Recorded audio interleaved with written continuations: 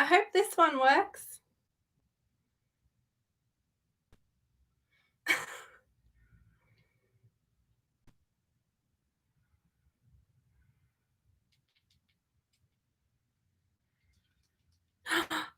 I think it's working. I hope now. Yes, I think it's working. Yay! I tried to use my fancy microphone, but that just screwed us all over. So I won't do that again until I figure it out.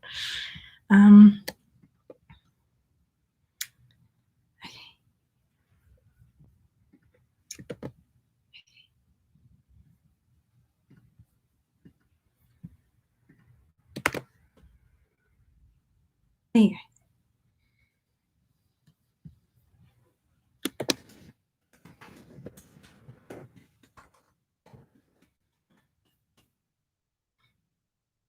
Okay, can you hear me now? Hello? Yes? Oh, good. Hi, Kathleen. Hi, Lana. Hi, Alicia. Hi, Annette. Hi, John. Hi, I was going to say Alicia again. Hi, Sharon. I won't say hi to every single person who comes in, but seeing as you guys are nice and early. How are you? Sorry about that. It's not too bad. It only took us 6 minutes to get going. Clearly, it's been a little while. Hi, everybody. How are you? This is very spontaneous. I, about half an hour ago, said to Blair, I'm like, what do you reckon about me doing a live chat? And he's like, it'd probably be good for you to talk to someone other than me. So it was very spontaneous.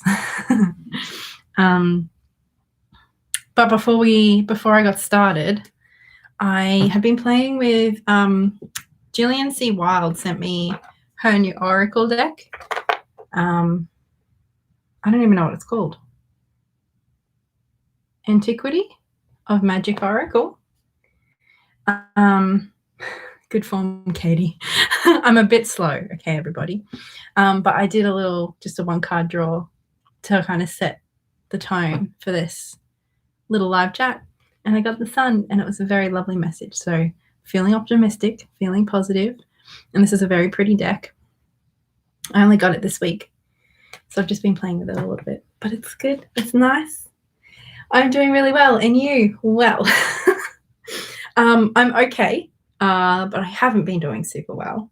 I don't know. I don't like to presume that people like notice that I haven't been on the internet for a little while, because I know I'm only a small part of your life. But if you did notice, I haven't uploaded, I think, in 3 weeks or so, and I haven't been on Instagram or anything either. I know I've had a few messages on Instagram because it was coming up as notifications, but I haven't. So if you've messaged me on Instagram or anything, I'm sorry, I haven't even read your message, so I'm not ignoring you. Well, I guess I am, but I'm ignoring everybody, so it's not personal.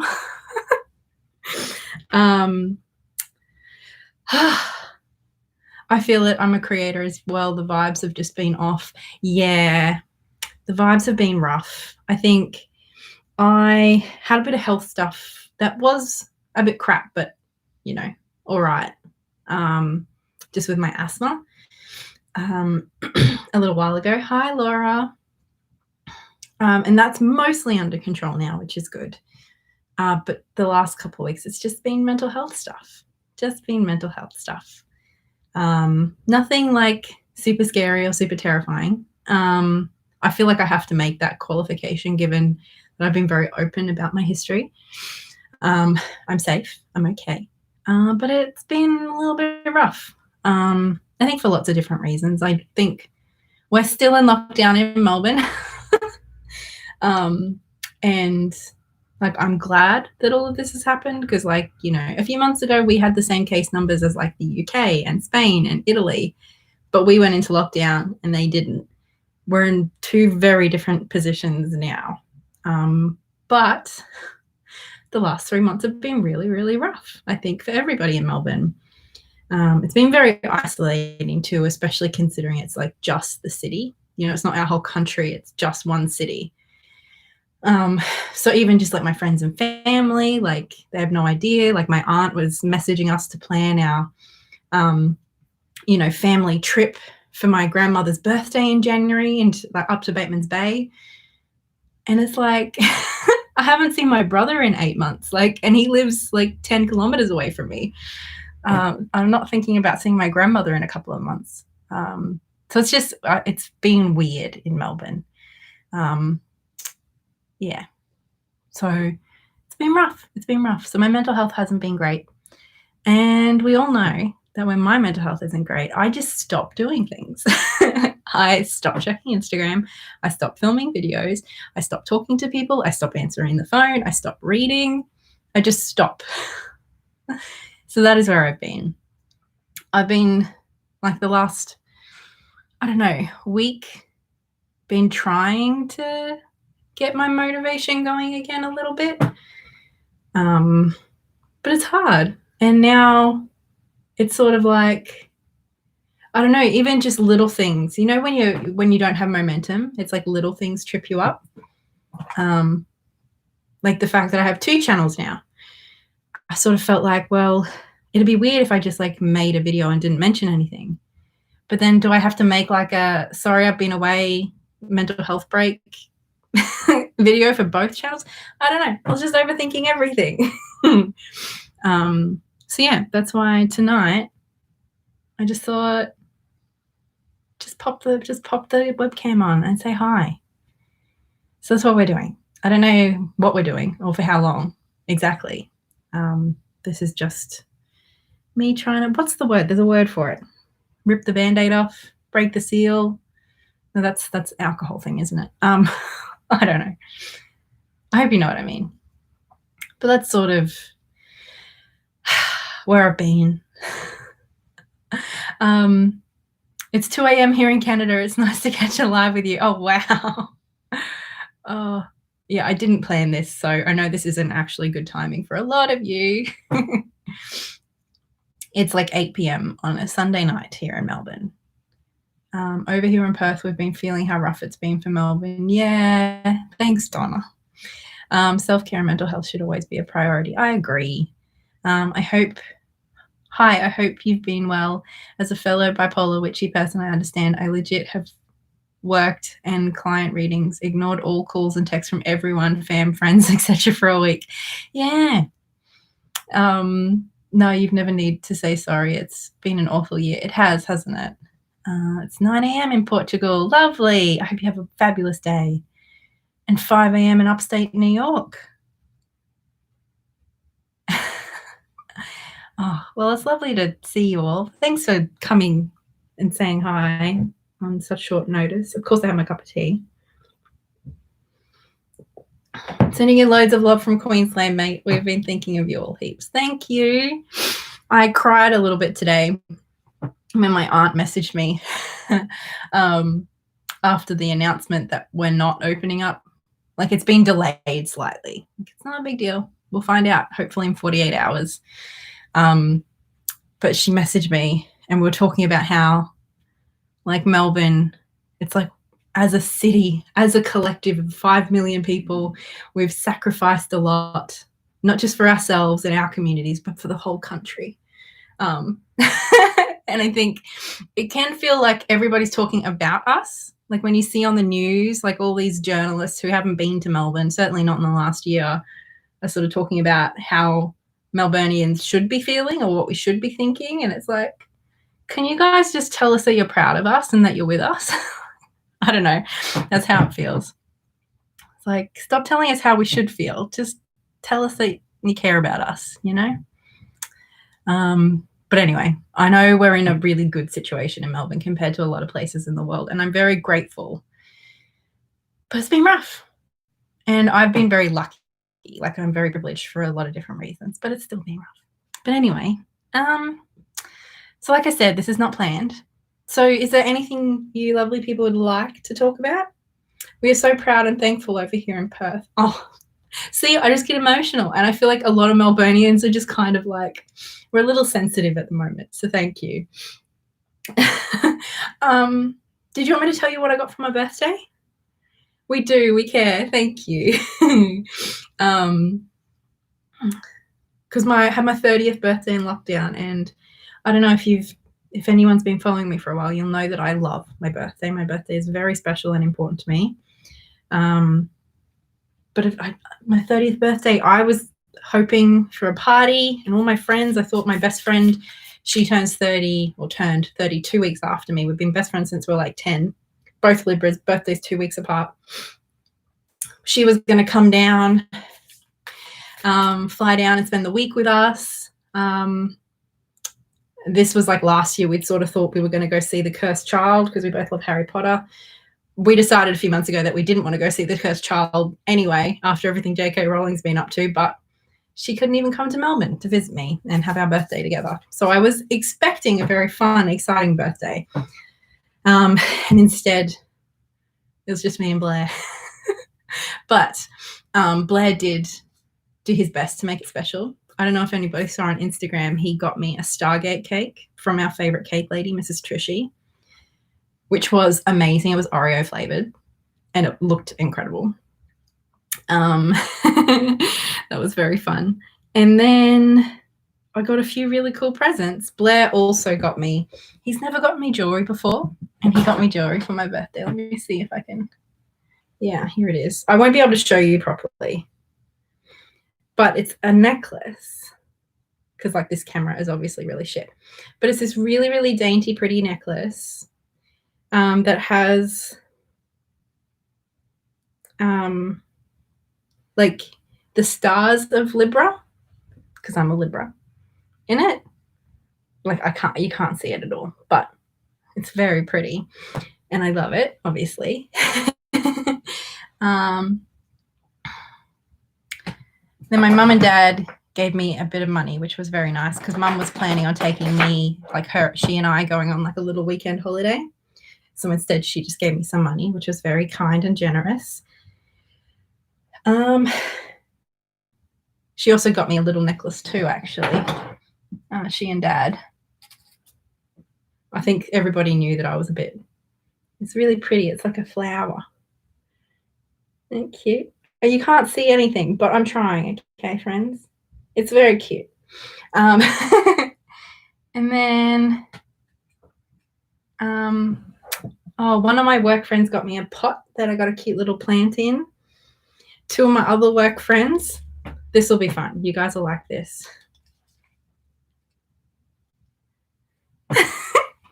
I opened it up and I was like, the fuck is this? Does anybody know it? I didn't even know this was a thing. And yes, I have done readings with it.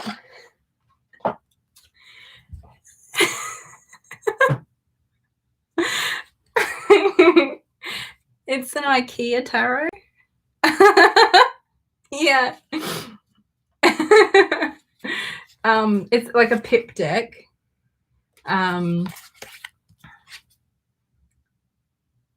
But like, you know, the moon is light. I don't know if you can see that very well.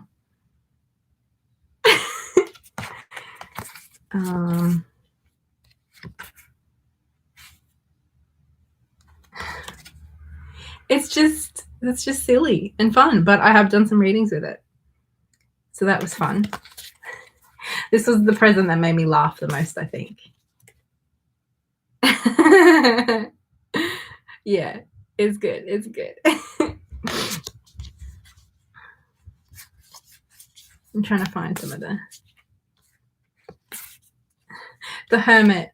You can't do it solo. You needed some help. I love it. Anyway, so that was one of my presents that I thought you guys would appreciate. I love that one of the suits, I don't know if this will show up, is like couches. It's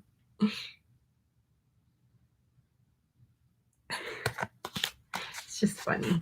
So that's one of the presents I got. What else did I get? Oh, one of you sent me a present, actually. I haven't opened it yet properly because I have a few new decks and I don't want to like overwhelm myself with new stuff. But one of you sent me this. Thank you. It was very kind of you. I don't know if you want me saying your name, but being in Australia, I don't want this to sound like I'm asking for stuff, because I'm not, but being in Australia, I know postage is expensive, and so I don't get a lot of stuff in my PO box. So it's always special when I do, but especially getting a birthday present. Thank you so much. That was very kind, and cheered me up a lot. You were totally asking for things. I'm really not. I speak plainly. I know shipping is expensive to Australia. I know that's a factor for people, and that's okay. But that makes this extra special nice. So thank you. I feel like there was something else I wanted to show you that I got for my birthday. I'm a little slow with my thinking, so if I've forgotten something that I feel like is important, I hope no one's upset with me. My friend that I was talking about before, who's born 2 weeks after me, I did mention this in a video already because it arrived a bit early. Sarah got me these. They're like little Time Lord fairy tales. Hey, Eris, how are you? This was very impromptu. We only started 20 minutes and I only decided to do this an hour ago, not even. So you're not late.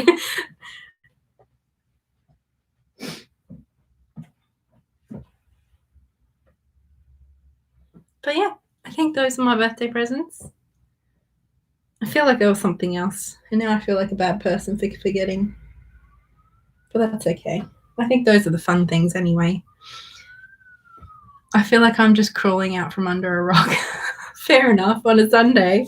Did you have a big night last night? I don't know what you guys get up to in Perth or Western Australia these days. Yeah. I did buy myself something for my birthday for that friend. I'm just like bragging because I have, the best friend ever. I got her into Nevermore a couple of years ago, which is a Australian children's fantasy, like middle grade. It's really good. If you love Harry Potter and you're a bit pissed off about J.K. Rowling and you want something fresh and fun and, not transphobic, give Nevermore a go. Well, I've taken the dust jacket off. The new one came out on my birthday. So I ordered a copy for me and a copy for her so I could send it to her for her birthday. But I've only read 50 pages because I haven't read really anything all month. But this was the other thing I got for myself. I'm very excited about it because Nevermore is one of my favorite books of the last few years. It's really good if you like a bit of good children's fantasy and adventure. The main character's name is Morrigan Crow. Yeah. I think that's all I got. So I was spoiled. I had got a lot of good stuff, which was very fun. And then I've also I haven't had a lot of new decks this year, but I have a couple from the last couple of months. One I bought for myself. I suppose I don't have that many new ones. It's just that I'm using ones I haven't used before that I've had for a while, I guess.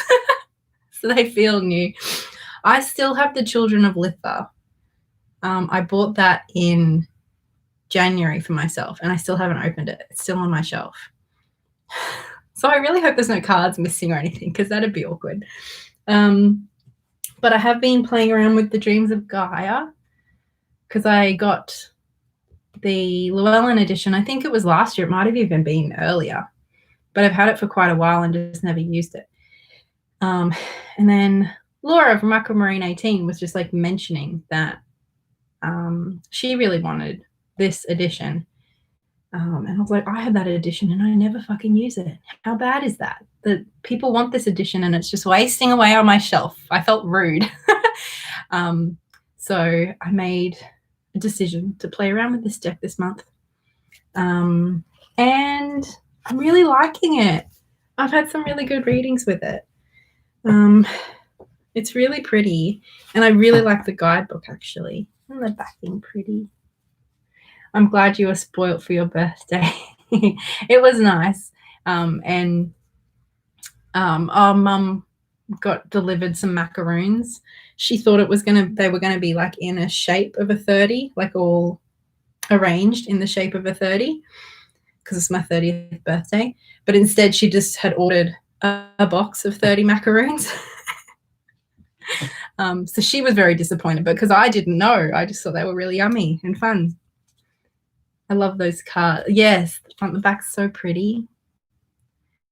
And actually, I think the images are even nicer in person than they are, or at least I thought they were going to be based on stuff I'd seen online. Online, they almost looked like photos sometimes, like collagey almost. And some of them still do have that vibe, but more than anything, they look really like soft, I think is the right word. Like they look like they're all done in really, really small, like fine detail, like pencils. That's what it looks like. I have no idea. I'm not an artist, clearly. But like this deck, I think is a lot prettier IRL in person than I thought it would be online. So yeah, I've been playing with this deck this month. So it's funny, even though I've done no reading, made no videos, just done fuck all really all month, I've actually read more cards than I have in a while. Not that I like don't read cards anymore. I sort of have been over this before. It's more just that I don't do it as often as I used to. But I have quite a bit this month. Just stuff going on, and also it's soothing and comforting, and yeah. So I've been playing with this deck a lot. I probably won't make a favorites video this month, because even if I do get to making videos, that means that I'll just have 2 favorites videos in a row, which seems weird. So I'm just going to tell you now, basically, what I've been using. See how they look, especially the water in this deck, I think. Like, I know my webcam's shit, okay, but just imagine. Like, it's so pretty. Like, the light and the reflection and everything in this deck is just, it really doesn't do it justice. But just trust me. It's one of my favorite cards just because it's so pretty. And it keeps coming up for me. Yeah, it's beautiful. And I love how there's different takes on the cards too. Like, this is the 3 of air, which is the 3 of swords. And it's still sort of in the guidebook, makes reference. And you can even see the little like jar down here, how it's red, and there's 3 like quills or whatever, or pens in it. Like it's reminiscent of that heart with the 3 swords in it. So it's like a nod to that imagery, but it expresses more and in a different way. And I feel like the 3 of swords is one card that so many people who create decks, I don't know, it can very often for me fall a bit flat. There's a handful of cards that just don't seem to always be explored in super new ways in a lot of decks, like the Wheel of Fortune, the Hangman, the 3 of Swords. There's a few others that sort of tend to look the same or just feel a bit derivative. I don't know. I like that this deck is kind of quite different with a lot of stuff. It's really good. It's very pretty. So I've been using this a lot. I won't say that I've like fallen in love with it. It's not like a new favorite deck, but I do really like it. And the readings I've had with it have been very good and very helpful. So I'm really enjoying it. And I keep pulling it out, which is a good sign. I totally agree about the 3 of Swords. It's oversimplified in the imagery often. Yeah, it just sort of feels like everyone just keeps rehashing the same thing. And I don't know, even in decks that you can see, sorry, my asthma is still a little bit, so if I'm a bit short of breath, that's why. even in decks that you can see the creator has really kind of gone above and beyond or really explored lots of different cards in lots of different ways. So often with cards like the Three of Swords, it's almost like it was the afterthought, or they just couldn't quite get there. I don't know. So it's always exciting to me to see a Three of Swords that's a bit different. So I'm really liking the Gaian Tarot, which is good. I'm glad I'm finally playing with it. I have sort of like a backlog of decks that, especially last year, that I bought that I haven't really played with much yet. Then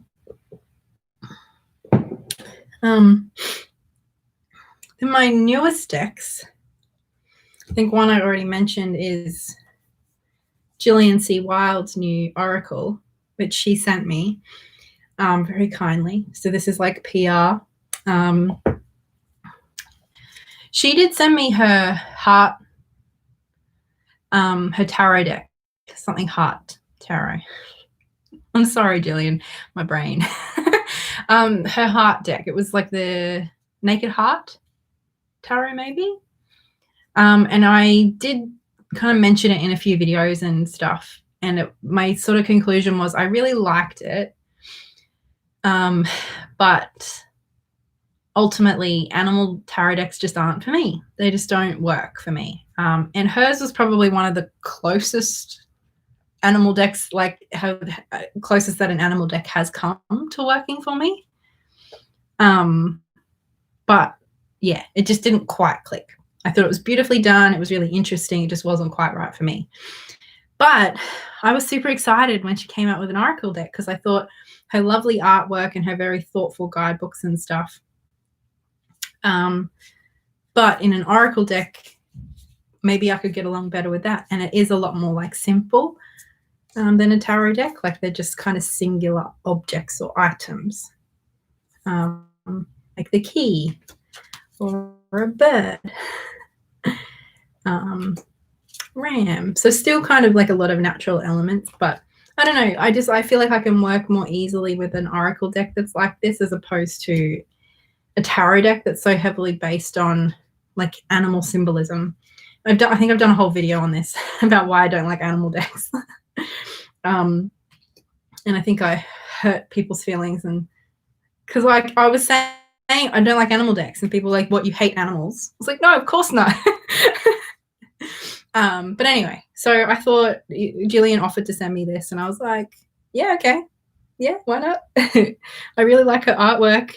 So I've only got this last week and I've been playing with it and it's been really good. I did a reading actually today with the Gaian Tarot, and then I at the end pulled this card, which is grapes, which is like abundance and stuff. So I've kept this out as like my little reminder. So I'm really liking this so far. And I do like that. What does it say here? Traditional tarot symbols. So like each of the cards, she sort of does mention that like a card has an association with a tarot card. Some of them are associated with several tarot cards. Like flag. What's flag? Banner. So this would be associated with death, the sun, and judgment. And we get an incantation. My personal values help heal the planet. Some keywords.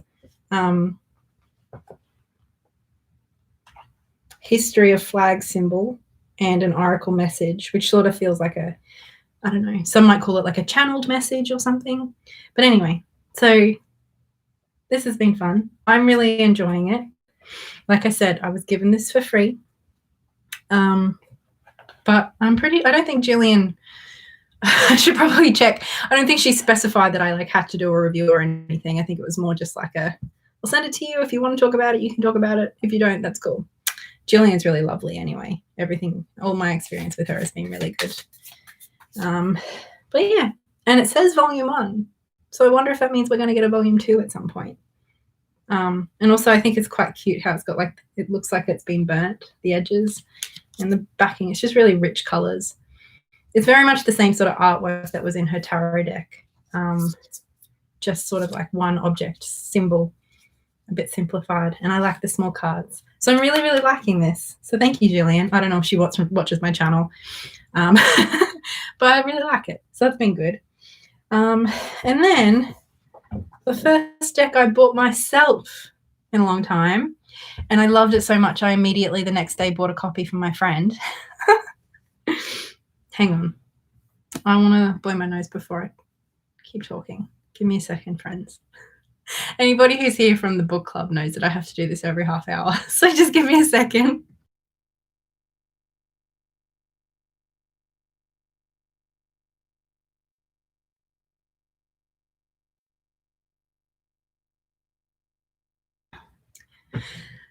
If you're new here, I have chronic hay fever, which means I have a runny nose. And I have a lovely collection of very cute hankies. Oh, my tea's getting cold. I feel like I was very nervous about doing this, so I've just been talking at you. How about before we talk about the next deck, I take a minute to breathe and read your comments. I've forgotten how to live chat, friends.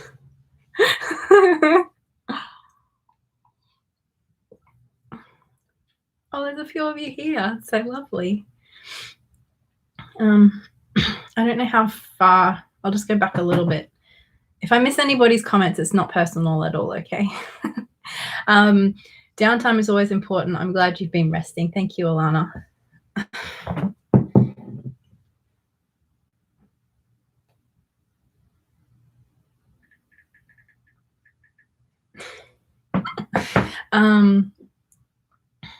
The colors come out nice regardless. Oh, is that the guy in tarot? That's good. The colors are really pretty.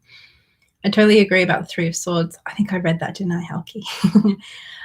Looking forward to your videos and tarot deck collections. Yes, I'm hoping to make more videos soon. It's always hard getting back in the swing of things after a little while, but I probably will. It's kind of been a bit of a tradition on my channel that at the end of every year, around December time, I do make like a full deck collection video. I think it's interesting to keep track of my decks year to year. And also people just like those videos and they're fun. So I think I've already got like 3 or 4 deck collection videos on the channel, but there'll be another one in a couple of months. So that's fun. Oh, hello, fellow Aussies. I didn't know Katey did lives. I do them very, very, very sporadically and usually quite spontaneously. What luck. I love your channel and I just stumbled upon this live chat. I'm in Portland, Oregon, and it's 2:32 a.m. Hi, Emma. Lovely to have you. Hello from America, 5:30 a.m. and a lovely autumn rain here on the East Coast. Lovely. I've got one animal deck and it's the Doreen Virtue one. Eris Lamau. This is cute though. The Doreen Virtue one or the Gillian C. Wild Oracle. I need to remember what the name is. Oh, goodness, my brain's not working quite right. I'll get around to remembering the name at some point. This looks like a lovely little oracle. It is. Great deck. Yeah. What tea are you drinking? I'm very boring when it comes to tea. I drink a lot of tea, but I'm very boring. It's just a decaf English breakfast with a bit of milk.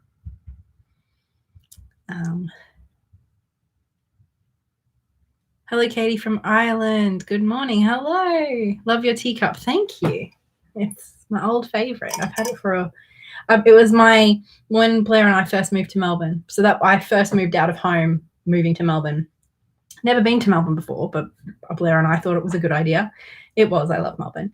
But when I got here, of course, I needed my own mug. And so I went and bought myself a fancy one.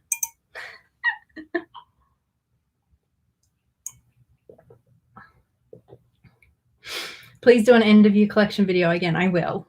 I usually do like a tarot and an oracle one. The tarot is always the more popular one, but I still like doing them. I think it's helpful to do them separately because different people are looking for different things, and also it just makes more sense in my brain, and because I have quite a few decks to go through. I don't know.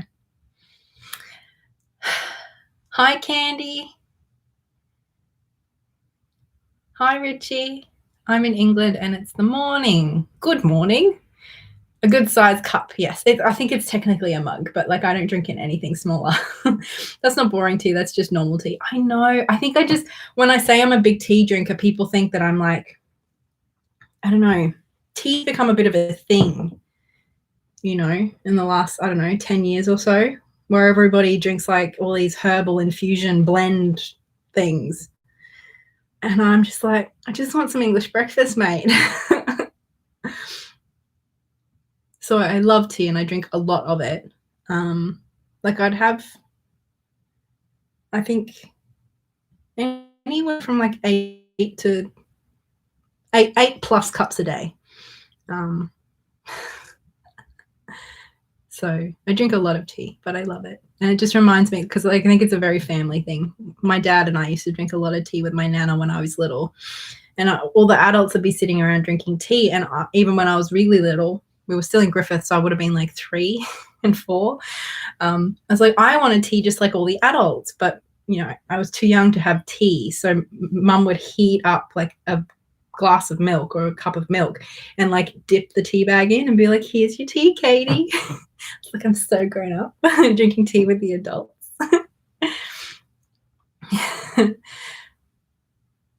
So tea's just a very big part of, I don't know, family and comfort and warmth to me. I'm team Oracle. For some uses, it's better than tarot. Yeah, I think everybody has a different go-to. And I like both. I think I use tarot more often, but I really enjoy Oracle too. Forgive me if you've discussed this a lot already on your channel. I know you read a lot. I'm wondering if you have a writing practice as well. Not really, Emma. I used to have a blog. I used to write a bit. But no. I feel like my videos are like how I think through my thoughts and do all the things that I would do with writing, but I don't have as much opportunity to like over edit myself. Obviously I do edit my videos quite a bit, but at the end of the day, unless I want to refilm something, it's like once I've finished filming, I've got that footage to work with. So because I'm a total perfectionist and it's really annoying, and it's something that I work on every day. But with writing and stuff, I feel like it's one of those things that even after I'd published a fucking blog post, a year later, I'd go back and read it and be like, this could be better. And I'd edit it. Can't do that with videos. So that's why I like videos so much, is because it's like I can think through my thoughts and share my thoughts, but it still has like some constraints on how much time I can put into it and what I can do. I don't know if that makes sense. It's been kind of freeing in its own way for me. But I still mostly have tarot decks. I need to get a decent pot. I've switched to loose leaf only, and my kitchen is always a mess of tea bowls and strainers and pots that spill. I'm still a tea bag person, but I would like to switch to more tea leaves, and a pot does sound fun. You're not a herbalist in the tea department. No, I'm just a normal tea and peppermint tea. However, I do drink a lot of coffee. I don't like coffee. I never have. Everyone told me I'd start liking it in uni, and I didn't. And people were like, oh, well, the more you drink it, you'll start to like it. I'm like, well, that's what people say it's about smoking. It's like, why do something you don't want to do just so you get addicted and then want to keep doing it? I don't. Like, it just seems like a lose-lose. Like if you enjoy coffee, then drink coffee. But if you don't like coffee, why drink it so that you will like it? I don't know. It's like, I just want a cup of tea, mate. I don't know if that makes any sense. But a lot of people really, really tried to make me want to like coffee. And I don't like coffee. What's the difference between tarot and oracle? Well, tarot is, like, simply put, tarot is a very specific system. The base is the 78 cards with major arcana and the minor arcana and the minor arcana. Like it's a set system. There are sort of like interpretations on that system, but tarot is a set system. Oracle is sort of like a bunch of cards that can be whatever the artist or creator wanted it to be. So a lot of the time, like tarot will have 78 cards. Sometimes somebody might add a card or two, but the core structure of tarot is 78 cards, whereas an oracle deck can be 20 cards, 40 cards, 80 cards, 100 cards. It doesn't matter. Yeah, that's the main difference, is that tarot is a system, oracle is just a broader term to encompass anything, really. Hope that makes sense. Defining tarot very specifically, a lot of people have different ideas, but that's the general gist. I hope that helps. Eris, Amazon do cute ones for loose tea. I got one for my nan. Oh, that's nice. I'm a perfectionist too, which sometimes makes me second guess how I deliver tarot messages. That's why the way I read, especially for myself, I think is a little bit different to how a lot of other people read. Just like the basics of like how I shuffle and draw my cards, I've sort of like adjusted it than how a lot of other people do it to help me with my perfectionism, or sort of work with my not work with, I don't know what the right word is, to accommodate my perfectionism. Like one really simple example is like I, for the longest time, would get so caught on my head about where I was supposed to stop when I was shuffling. You know, if you've got a spread that's 6 cards, I was like, well, I could not get out of my head enough to be like, this is the right place to stop. Well, this is just, I couldn't do it. Tried so fucking hard. So instead, what I do is for each position, say it's like, I don't know, if I'm doing a within without advice spread reading, right? I will literally be like, okay, you know, what's going on internally for me today? And I'll ask for a card. It's not going to happen very easily right now. And I'll wait, there we go, for one to either pop out, like literally jump out, or for one to like stick up like this. And that is my card for that position. Does that make sense? So it takes a little bit longer, but I actually quite enjoy it. And I do feel like it helps me get specific about the positions and the questions that I'm asking. But yeah, I'm a big perfectionist, and it's something that I've really struggled with for a long time, and has like actively, like you know, some people talk about perfectionism as if it's like you just like, you're not like lines neat or something. Like, no, mine's around much more like, you know, I've quit university one time because I was scared I wasn't going to get a HD on my subjects, you know, like, which is, I'm not that bad anymore. But my perfectionism has been very debilitating. So that's why I kind of have like workarounds. Like even with tarot, I had to find ways that would help me sort of still be able to use tarot. Yeah, I don't know. I went off on a bit of a tangent there, but I hope that makes sense. So that's what actually one of the big reasons. I don't think I really, like, I don't have a strong desire to learn Lenormand, but that's been one of the big reasons I haven't learned Lenormand or haven't even bothered to try, because I know like a big part of it is like, oh, where you stop and you search for that card and whatever is like before and after, like, I don't know. And, you know, you have to draw like a lot of cards at one time and stuff. I don't know how I would do that.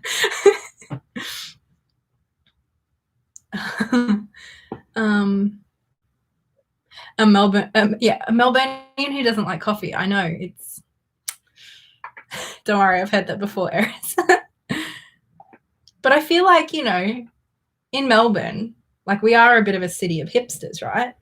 And being a hipster is all about being kind of like a little bit ironic and a little bit against the grain. So I'm like the least coolest person in Melbourne. I don't know. That was a stretch. I'm very sorry. You should try a chai latte. I love chai lattes. And you want to know, God, I'm really telling on myself tonight. For the longest time, I didn't realize that latte meant like milk. I thought it meant coffee. Like I thought it meant that something was coffee. So I would often ask, oh, can I have a chai latte without coffee? Or can I have a chai tea with milk? And it was literally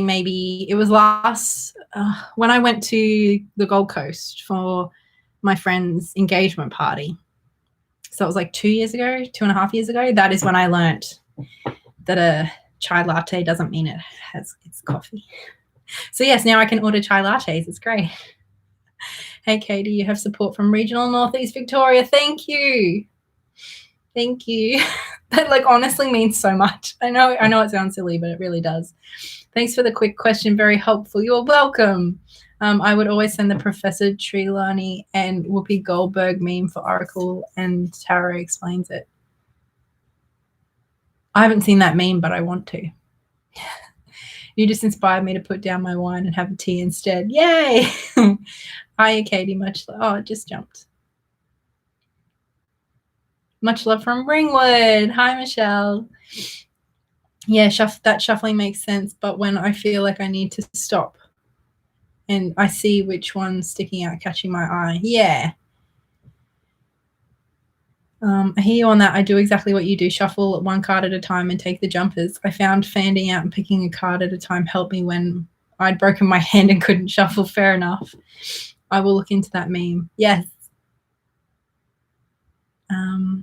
I too use jumpers most of the time. Can make a big spread take a long time though, definitely. But I don't know. I kind of like embrace it as part of the process, you know.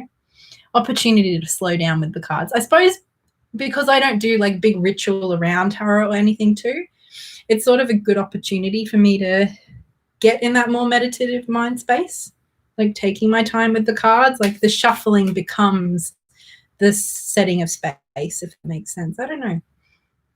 Like it's become part of what helps me get in the right zone. Def one of the coolest people in Melbourne. I don't think most people would agree, but I appreciate it anyway. Chai latte is trash. Oh, I really like it because I do love the flavor of chai, but I'm really sensitive to spice. So I can't have like super, some chai is so spicy. That was a slap in the face because I think you're cool, and as a Melbourneite, I'm never wrong about what's cool. Well, thank you. I mean, if you're a Melbourneite, then you must know what's up. So I'm gonna own it. A good milky brew chai is divine. Yes, depends on where you get it, I find, but I get a shot of vanilla in it. I love vanilla chai. I think because it helps kind of sometimes if it's a bit spicy, that sort of helps balance it out a bit. Oh, I need to see this meme at some point. Sometimes your deck just shouts at you. Yes, I know sometimes when I review a deck and I say that it's super talkative, sometimes that can mean that, you know, the messages just come so quick and sharp. And other times it just feels talkative because the cards are literally like just jumping out. It's like, here's your message, here's your message, here's another message, just for good measure.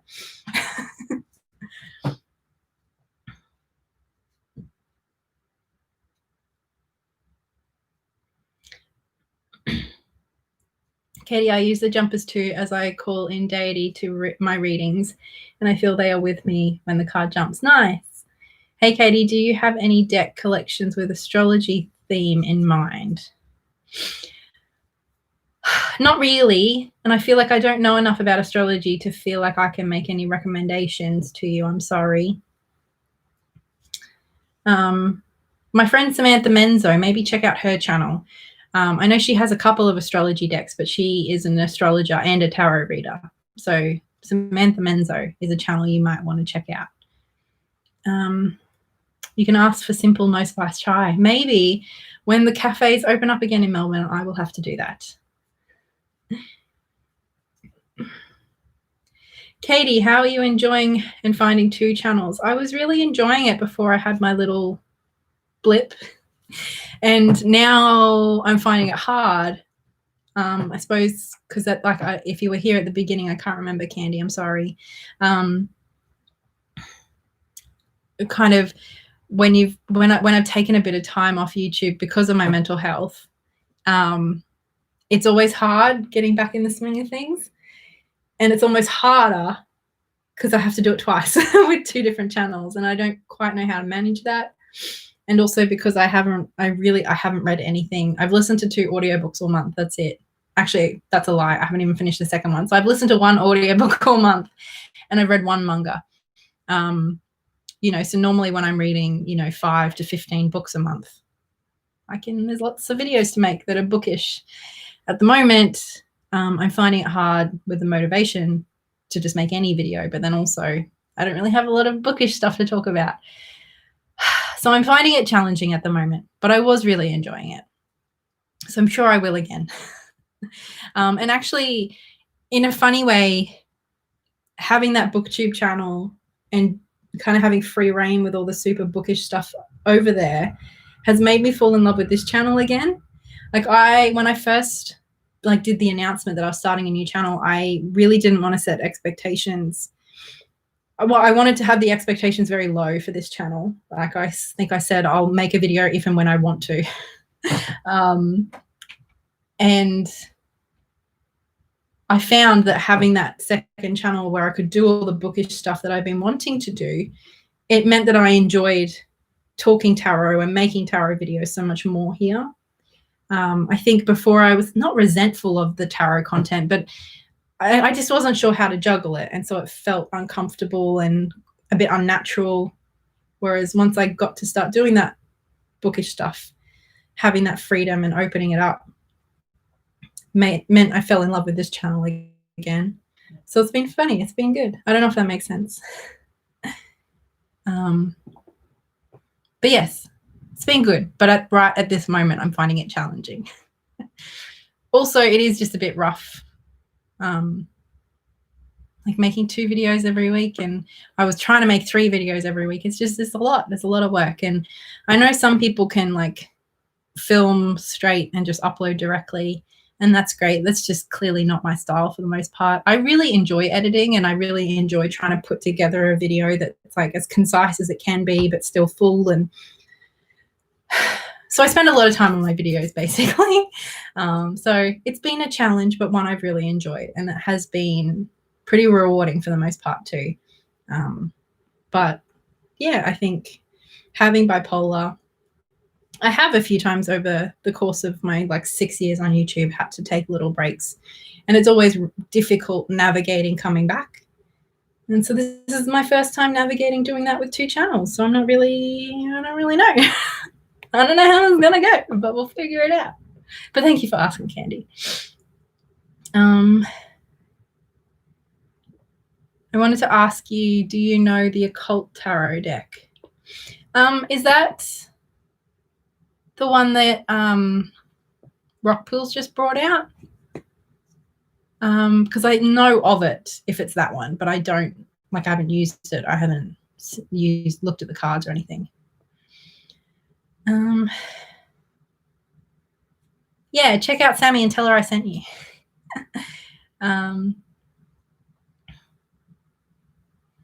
When the moon phase is backwards, that always bothers me.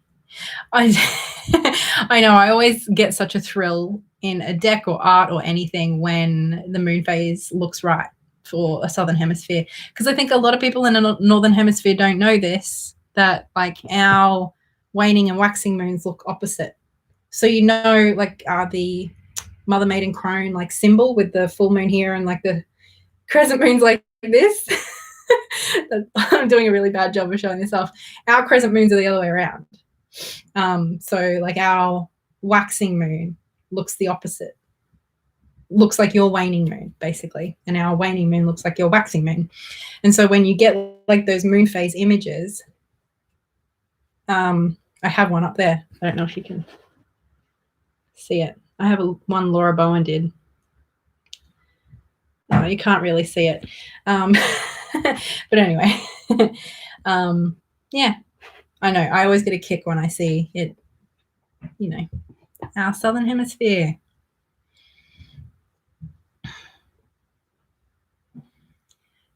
Yes, in the Dreamtime reading cards, yeah. Alice in the Country of Hearts, I haven't. I did just buy myself a tarot manga, though. I found it on eBay, the whole series real cheap. Splurge purchase. So maybe I will do a reading vlog on this channel, but it will be a tarot manga, and the main character's name is Pamela. I don't know. Other than that, I don't know what to expect, but it sounds fun. You seem like the person that should be on the Big Bang Theory. I haven't really watched that show. So I'm going to take that as a compliment. It's really good and the book is simple, but if you want, I think you guys are talking to each other. I'm in the same place as you. Used to read 4 to 5 books a week. Wow. And I have a neurological disease that causes terrible pain. And when the pain is really bad, I just can't read. That sucks, Stu.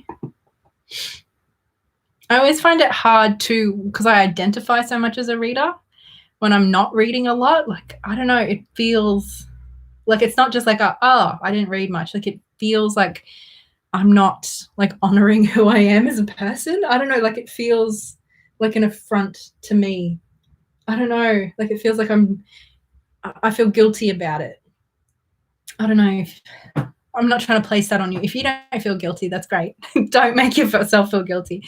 But yeah, it feels like I'm not being true to who I think I am or who I say I am. It's like, I tell people that I love reading, but I don't read. Like, who even am I? Katey, I wasn't here at the start. I was sat in the other live waiting for the sound to come on. Just one book review a month, and just you is a gift. Oh, thank you. And sorry about that at the beginning. I'm glad we got going in the end. The amount of work you put into your video doesn't go. Oh, thank you. That means a lot. Because I do really love like the whole production of it. Like, I get a lot of joy out of that. Sure, Katey, we all need a break, and you take your time. You do. Oh, it keeps jumping. You do you and take your time, little steps. It's all down to you rather than the pressure of things. Thank you. The Occult Tarot is by Travis McHenry. Yeah, that's the one that Rockpool's just brought out. So I know of it, basically, but I haven't used it, so I don't have anything to comment on it, basically. Sorry. But I think you should go with your gut on how it feels for you. If it doesn't feel right for you, then that's okay. It's good you're reeling back and just trying to enjoy your crafts and hobbies, Katey. Yeah. And trying to keep up with uni is kind of what I'm doing. I had no idea the moons were the other way around. Yeah. Our moon looks like it's hugging itself. Oh, that's cute. That's a good way of describing it. I like that. Instead of doing this. Hi. Oh, thank you. Your other one's cold. Yeah. Thank you. Love you. Look what he just brought me. He just brought me a new cup of tea because he knew that either I would have finished mine by now or it would be cold. Isn't he the best?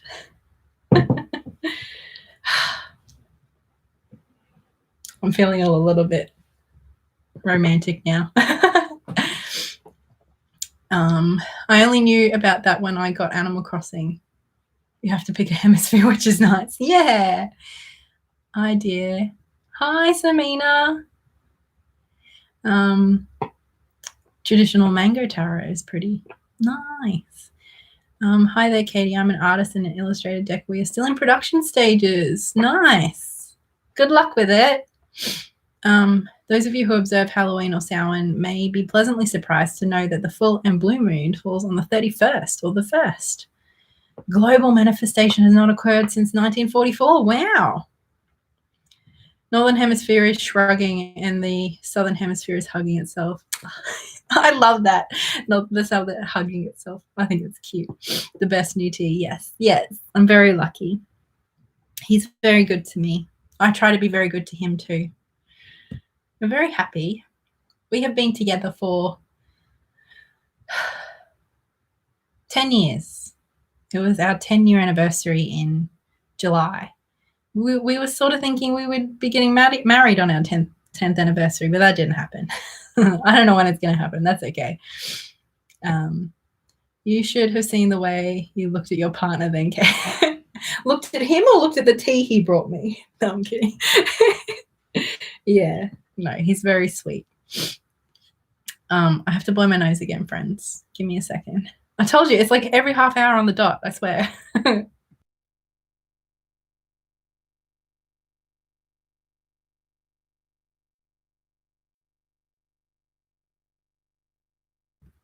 Also, my feet are getting cold. So I'm going to put my little slippers back on. They have pandas on them. They're very cute.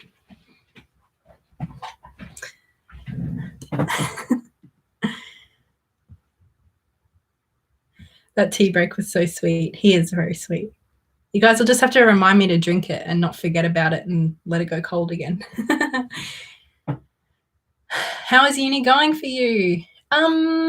Not sure you're doing online. I am doing like an online course anyway, so it hasn't really changed from what it would be like normally. And it's been okay. I've been sort of like intentionally giving myself set amount of time for each assignment. Like, because I've mentioned before, where the uni has been one of those things that has been difficult for me with my mental health and perfectionism over the years. So I've decided for this class, because it's not like a super integral class, it's sort of like an elective, but not really, the one that I'm doing at the moment. It's not super important to me, I guess is what I mean. So I've decided to sort of like give myself, sorry, I'm just doing something. Go away.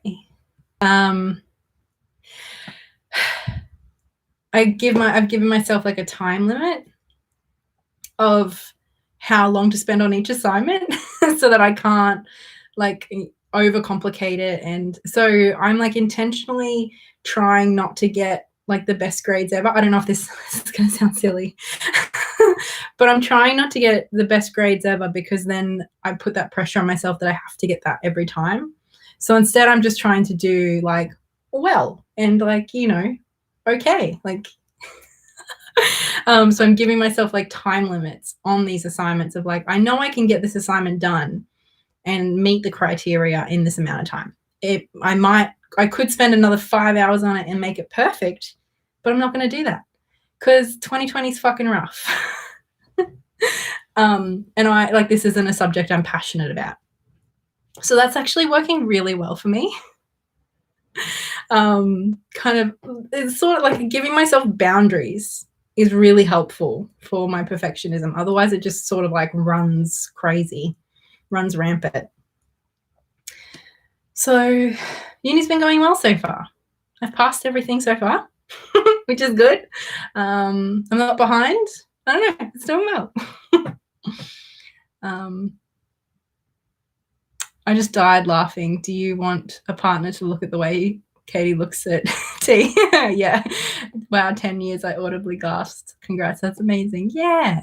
We started dating when I was 19 and he was 22, or he just turned 23. And I thought he was so mature and grown up, like in his 20s. Ooh. I learned quickly that no, he's not that mature. No, he's wonderful. I recently found out his birth chart, or at least most of it. And we have a lot of like elemental, like it's like he's a Gemini sun, I'm a Libra sun. So we're both air sun signs. Then he's a Virgo moon and I'm a Capricorn moon. So we're both earth moon signs. Does that make sense? So we have a lot of that in our charts where it's like we're different signs but the same element. So that's, I don't really know what that means, but it felt cool. 10 years in love and fluffy panda socks. Katey, that's a winning life, right? I know. I'm really very, very happy and lucky. Unfortunately, while most everyone can delight in the lunar light, those of us on the eastern border of Australia miss out. Aw. Hi, Katey. Great to see you. I love my tarot and have watched lots of the content you've put up. Thank you. Oh, you're welcome, Cara. I'm glad. You're trying not to be a perfectionist, rather just do your best. Yeah.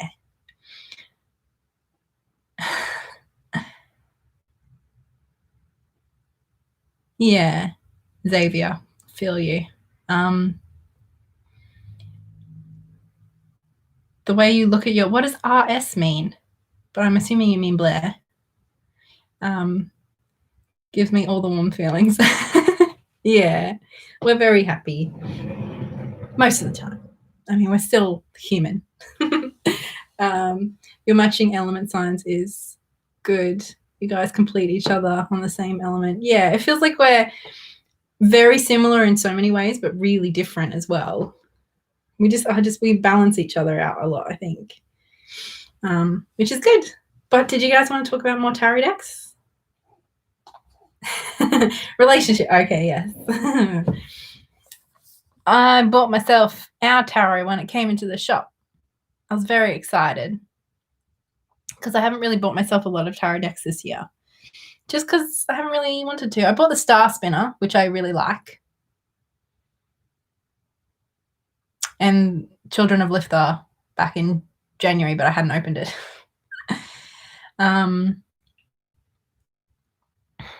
Like cardinal fixed mutable, so you can have one of the either. I don't really understand, but I sort of like, I know enough to like vaguely be able to nod along and pretend I understand.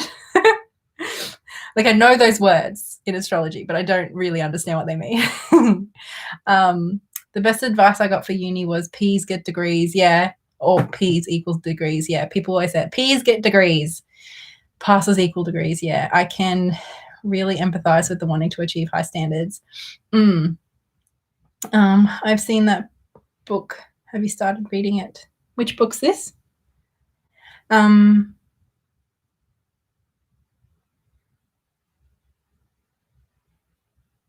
new ones you're looking forward to?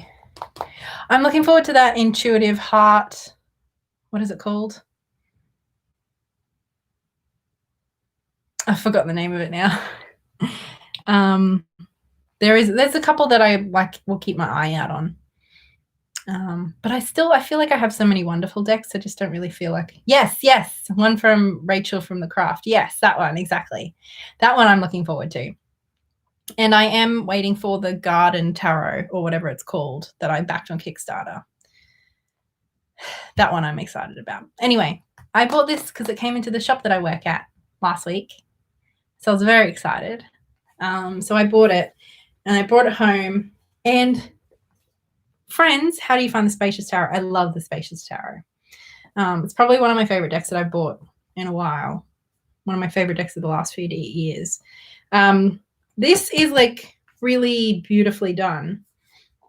Like this hard box that has, this was like on the back in the shrink wrap. Like the magnetic flap. And this book alone, oh my goodness. Ah, it is chunky. And it's all like full color.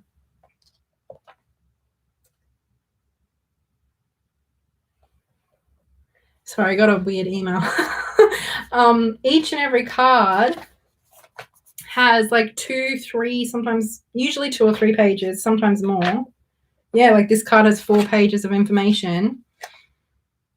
But each card has like a full color reproduction of the card, which I think is great because the deck itself is quite small, which I really like because it's really easy to handle.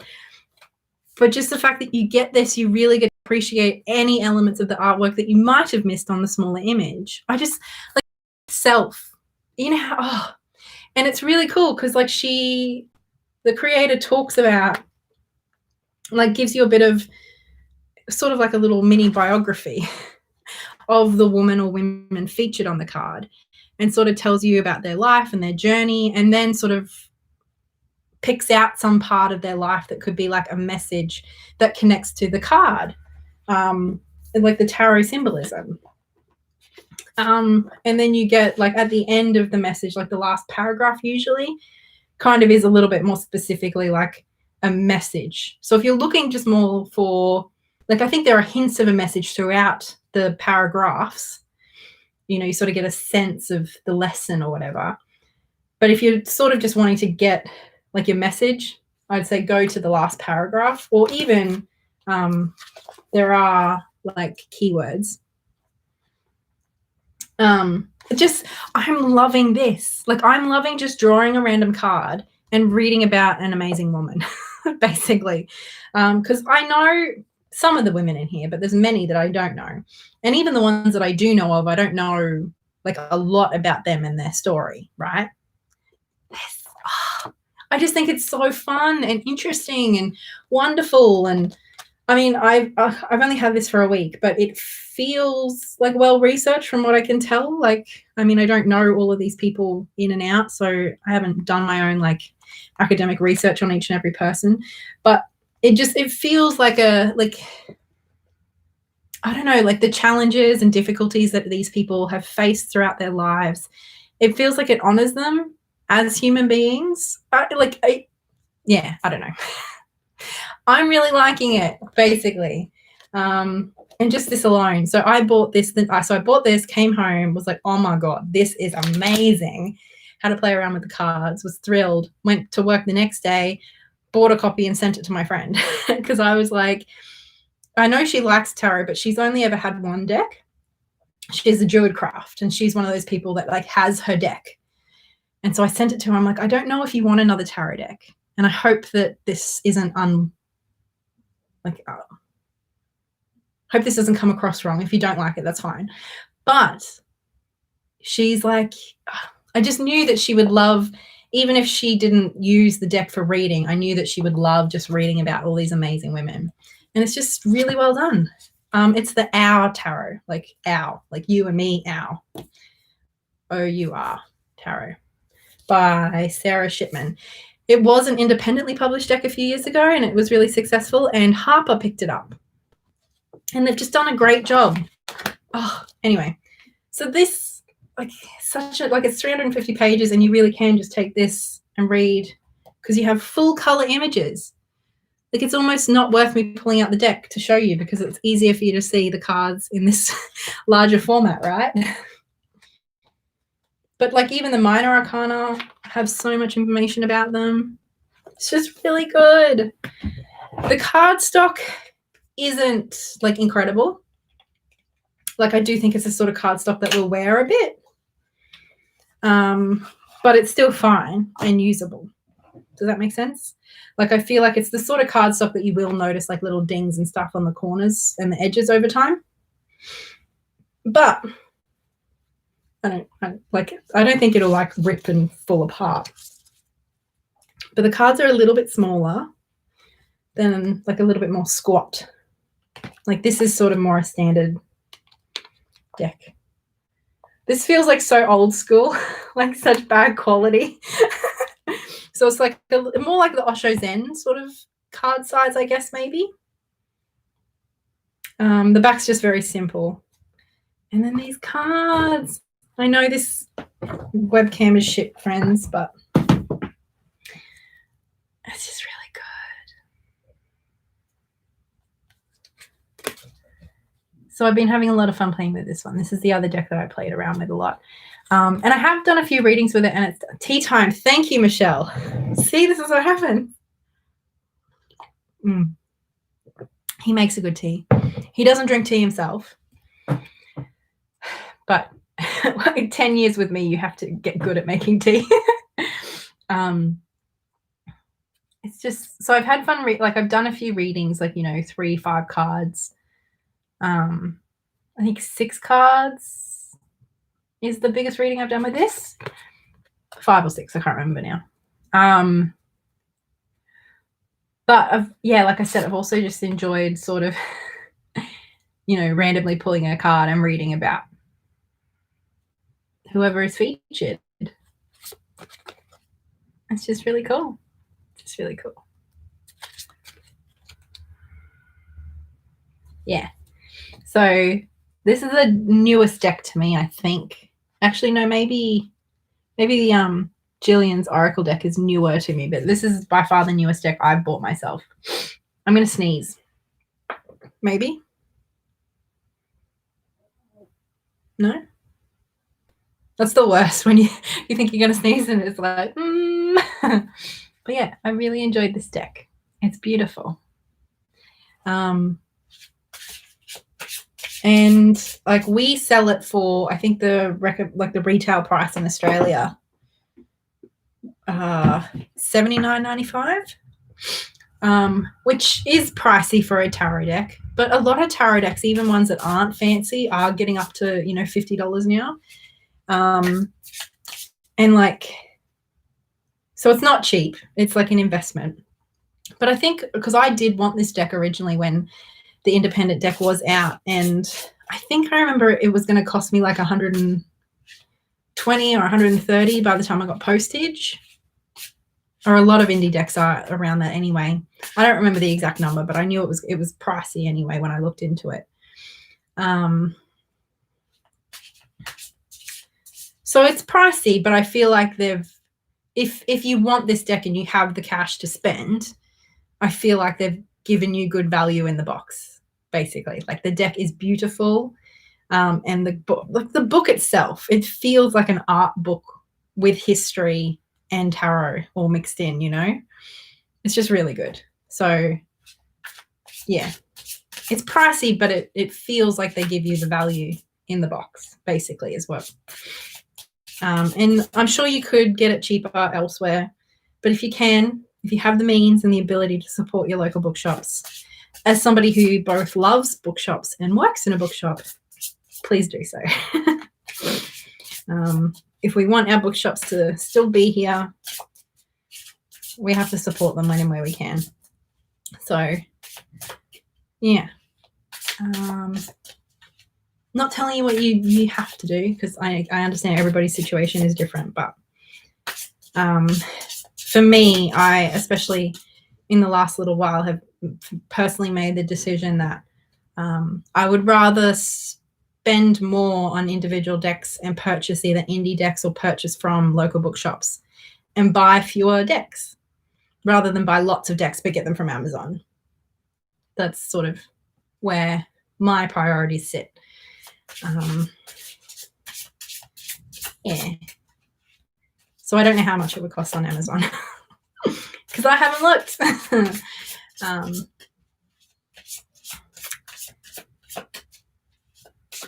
But yeah, I'm just fiddling because I like shuffling.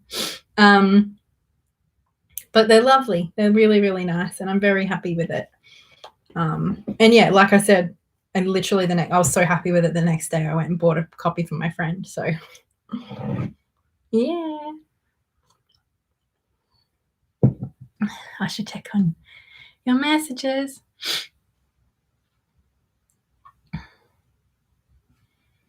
Oh, everybody. I just scrolled up and everyone's like, oh my God, that book, holy moly, that book's amazing. Yeah, it is. It's probably the best looking, and I mean, I haven't read every tarot book in the world, but I think it might be my favorite tarot guidebook, or at least it's up there. Just because it's one of those guidebooks that you could read even if you weren't that interested in tarot. If you are interested in tarot, it's extra. It's like a bonus.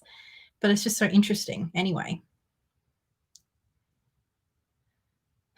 They should be the size the Enchanted Dream Tarot is. That's amazing. Is that the one by the Farbers? Or is that just the Enchanted Tarot? I don't remember. Have you heard about the Labanco Tarot? Labanco?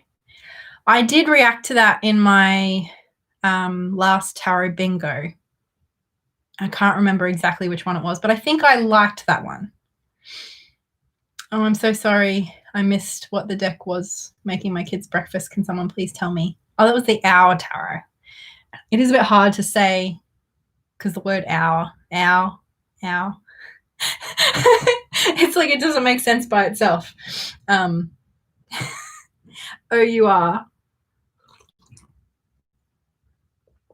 Tarot Vibes Oracle. Thank you. I didn't realize it was the title. Yes. Thank you. Like you, I've not bought many decks lately. Methinks that's about to change. Fair enough, Cara. Florence Nightingale and Beatrice Potter. I guess I need this deck as well. Nice, lovely colors and images. Yeah, they're collage, and they're just really pretty, very colorful, really well done. I like it a lot. Jane Austen. Yeah, they're really nice.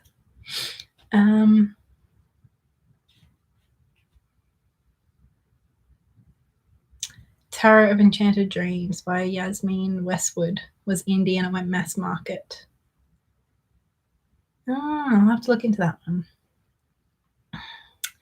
There are so few and far between here, which is very sad. The tarot crystal shops. Ah, you're talking about indie shops. Yeah. Your review of Dreams of Gaia helped me decide to purchase it. I love the Dreams of Gaia. It's not a deck I use very often, but when I do use it, I love it. I find Amazon are getting a lot of Wish fake decks. Yeah. That's becoming a really big problem, isn't it? I heard someone tell me that even like Walmart in America had some Wish decks, which is so dodgy. So messed up. I do enjoy how you review decks. Oh, thank you. I don't know if you ever heard of the Tower of the Trees. It's very cute. They released a 10th anniversary edition of the deck. It's very pretty. It's one of those decks, Matt, that I've always sort of wanted to get, but never actually gotten around to getting. Like it's, you know, I don't know if you're anything like me. I sort of have like a wish list of decks that I do really want to get. I might not get all of them, but like at any one point in time, I have a list in my head of decks that I would like to get. And then I sort of have like a secondary list of decks that I want. And maybe if they came up for trade, I'd get them or something like that. But the Tower of the Trees has always been on that like secondary list for me. Katie, have you seen the True Black Tarot? Oh my God, it's a dream. I think I do know which one you're talking about. Let me just Google it to make sure. I think it's quite dark, isn't it? The imagery. I struggle to see decks that have quite like dark imagery, especially if it's like a dark background, and I struggle to make shit out. So the True Black does look pretty, but I don't know. It has never like I can appreciate it, but it's never made me want it. But I think, is it Tom Benjamin has spoken a lot about that deck? Katie, can you give a recommendation for a first manga? I love poetic language and books like The Night Circus. I haven't read The Night Circus. I don't really know because I still feel like I'm finding my feet with manga.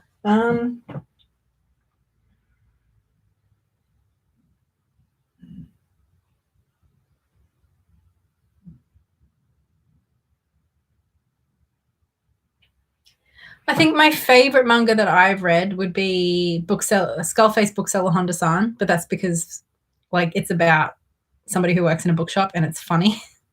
So I just identify with it.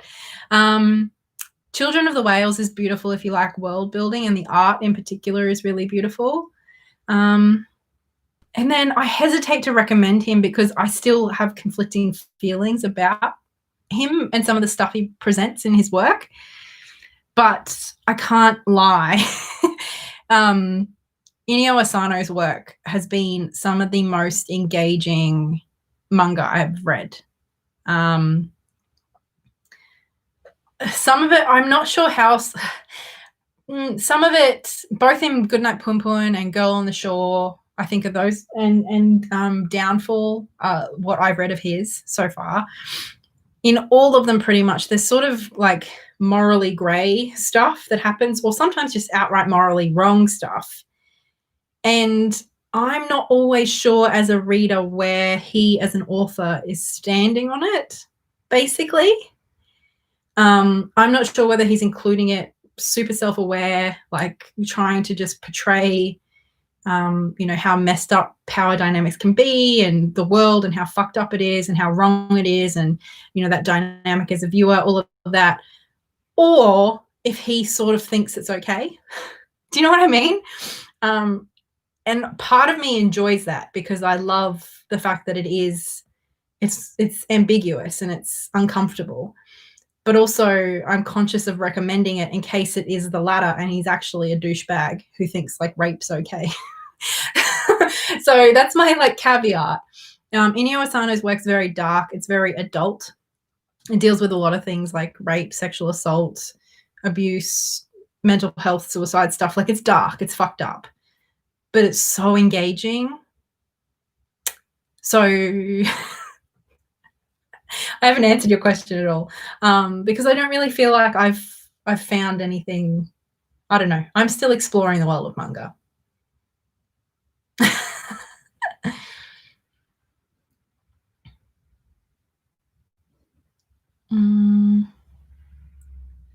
Where was I?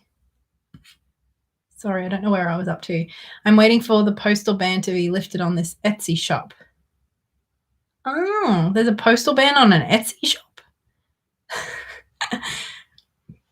Yes, oh my God, my list is so long. I feel like I have to skip the line on my list with this one because it's so popular and I don't want to pay a crazy amount for it after it sells out. Fair enough. The true black is magnificent. The image is almost lit up. Oh, that's nice.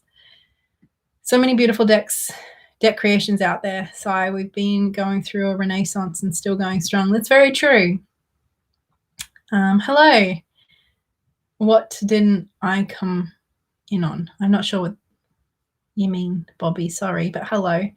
What are your fave diverse inclusive decks? I like the Next World, but there is something about the art that seems violent, but I know it's not. Maybe that means it would be a good shadow deck for me. I love the Next World. That's probably one of my favorite decks. I know what you mean. It feels... I actually didn't back it originally on Kickstarter because I struggled with the artwork because it feels quite chaotic and uncomfortable, like a bit. But I think that is definitely part of the whole mood of like this sort of dystopian world that the artist has created, which I think is really effective. I also really like, to me, like diverse decks is such a big and inclusive decks. It's such a difficult. There's so many different ways to sort of tackle that, right? And I don't think there's such thing as a perfect deck. I haven't seen one yet. And I think it's really important to be supporting creators from diverse backgrounds and experiences. Like that, I feel like is just as or even more important than like the people that are represented sometimes. I don't know, like it's a whole thing. I think it's, for me, I want lots of diversity in the creators and in the art in my whole collection. It's not so much that I think that one deck should fulfill that whole purpose, if that makes sense. But the Next World is definitely one that represents a lot of different types of bodies and experiences really well, I think, which is amazing. The World Spirit Tarot is another one that I've like, especially for its time, I feel like did really well. Even the Gaian Tarot is pretty good. Not great, but again, for its time, it made an effort at least. I really like, I haven't spent a lot of time with it, but the Tarot de Saint Croix seems okay. The Star Spinner Tarot, I know a lot of people were talking about how that is super diverse, and it is made, I think, by an Asian artist, which is really cool to support an Asian artist of a tarot deck. And it is diverse in a lot of ways. Like we have the several different lovers cards to represent different experiences of relationships, which is cool. But like one thing that deck does not represent at all is like different body sizes. So, you know, so sometimes we finally tick the box with like gender and sexuality representation, but like there's like fucking no disability or fat people. Or sometimes there's a lot of like different races and cultures represented, but then there's like, so, but they're all men, you know, or they're all women. So I don't know. I said a lot without actually saying anything.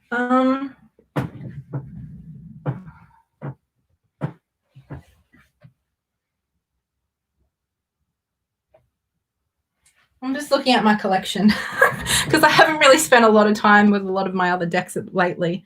Yeah, the Sasarai Beto, I really like the Sasarai Beto too. I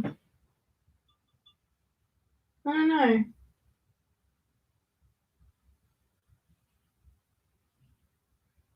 Yeah, don't know that I really answered your question.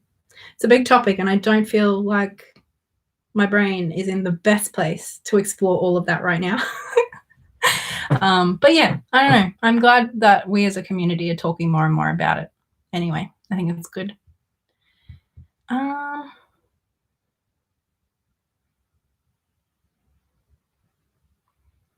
Where was I? Thanks for your question there, Matt. Sorry if I funked it up. Cara, if you could only recommend one deck from the last year, what would it be? I don't know about decks that are, do you mean decks that have been like released in the last year? Because I'm not super good at keeping up with that. As far as decks that I've bought in the last year, oh, that's rough. Because it's only really been the Star Spinner and the Our Tarot, and I really like both. But I don't know that I've spent enough time with either of them yet. I don't know. That's too hard. I don't know. At the moment, I'm just like really enjoying Our Tarot. So I feel like that's an official. It's too. I'm sorry, Cara. Right now, I would say Our Tarot, just because it's the one I'm enjoying a lot. Yeah, the postal ban is the country's postal ban. Sadly, the Marco Animal Tarot. Oh, no, Katey, that did help. Big thank you. You sparked my interest in reading this genre. Oh, good. Well, I hope if you find something cool that you like, let me know. Maybe I'll check it out too. Katey, did you see that someone made a corner tarot? What's corner? No. I don't. Oh, do you mean Corona? Oh no. Oh, actually, I did see Corvin did an unboxing, didn't they? I swear I saw that come up in my feed a little while ago. Oh no, I haven't seen it though. Oh, either that could be like super interesting, you know, to like capture our world at this moment, or it could be like really messed up. And I don't know. Hey, butterfly, how are you? My voice. Tea time. Thank you, Michelle. It's turning. I better hurry up.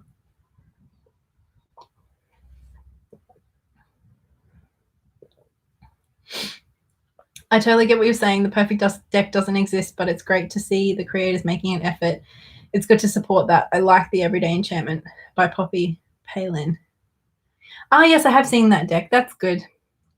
I know everyone was talking about the Tarot of the Divine recently. And I don't know. I don't want to be that person who's like, I'm sorry, but it's not diverse enough. And like, as a white woman, I'm not happy with the diversity. Like, I feel like I don't want to, I don't know. But I watched like a brief like flip through of it, and I couldn't help but notice that there was like a bunch of cards representing Dutch. Was it Dutch mythology and folk tales? And there was one for Aboriginal Australia. One. And that just annoyed me. And like, I know the person who made this deck isn't from Australia, but like, it just annoyed me, like this whole perpetuation of the idea that Aboriginal Australia is like one homogenous group, when it was literally hundreds of nations with dozens and dozens of different languages and cultures and different folktale mythology and stories and traditions. And, you know, like the didgeridoo isn't a thing that was played all over Australia, or isn't played all over Australia. It belongs to different groups, you know, like those nations are just as distinct as the European nations. And yet, like, Europe was represented like all these different countries, and some countries multiple times, but like the whole of a continent just gets one. I don't know. It rubbed me the wrong way a little bit, personally. Not saying that that's a bad deck or anything like that, or that you're wrong for liking it, but I guess just how, you know, when you don't have a particular perspective, it's so easy to feel like you've ticked that box. Well, I'm not saying that person who created the deck was just ticking boxes, but I don't know. I'm trying to like express a genuine criticism without like shitting on the person who made the deck, because that's not my intention. Because like it looks like a beautiful deck, and it looks like a lot of research and intention went into it, which is great. But yeah, I guess it's just, I think it's a problem within Australia, but it's an even bigger problem external to Australia. This idea of Aboriginal Australia as being some like one singular group. And it's just not true. It's like, oh, and yeah, imagine doing that to any other continent, because Australia isn't just like a small country somewhere. It's like a whole fucking continent. And there's a lot of people here with very different, diverse experiences of land and weather and like everything. So yeah, I guess seeing just one card in that just sort of, I don't know, just rubbed me the wrong way. Just kind of reinforced, I think, an idea that too many Australians hold, but certainly I think people who aren't from Australia are even more susceptible to that idea. I hope that makes sense. I don't mean to be shitting on anyone. I'm coming back from a 3 or 4 week break. I don't want to start fights, but yeah, it is. It's a thing. It's a thing that I think is, we have to keep having productive conversations around. And I hope that, you know, that's how this sort of stuff is received, of like a productive conversation of how we can do better next time, not of like, okay, we have to cancel the creator and whatever. Like there's, yeah, it's a different aim, I guess. My aim is to always keep doing a little bit better every day, not to like shit on and tear down everything that's ever been done. Unless it's really fucked up, then yeah, and burn it to the ground. But most things, I don't know.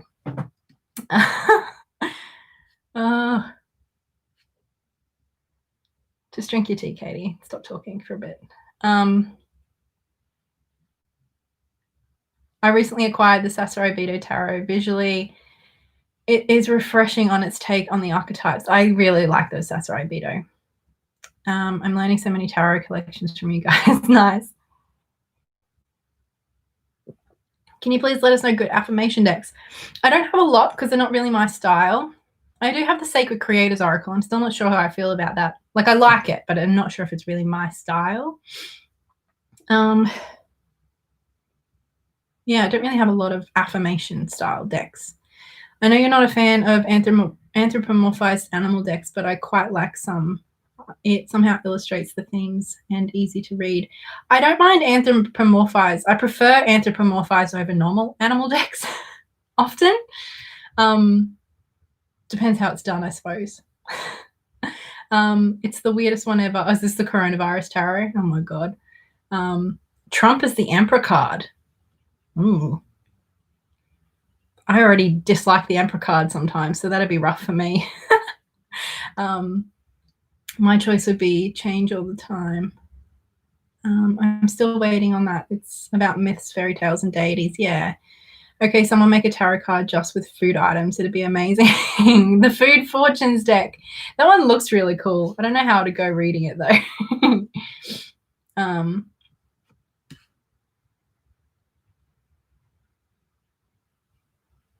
There's one for just cats deck, right? There's a few just cat decks.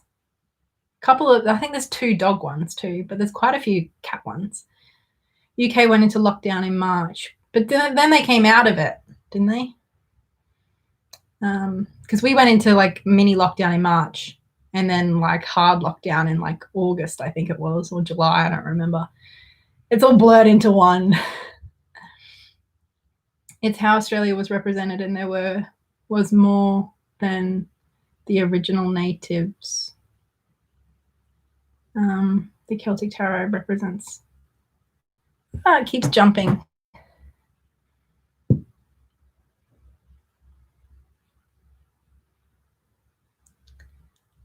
I'm a white man, so I know what you mean.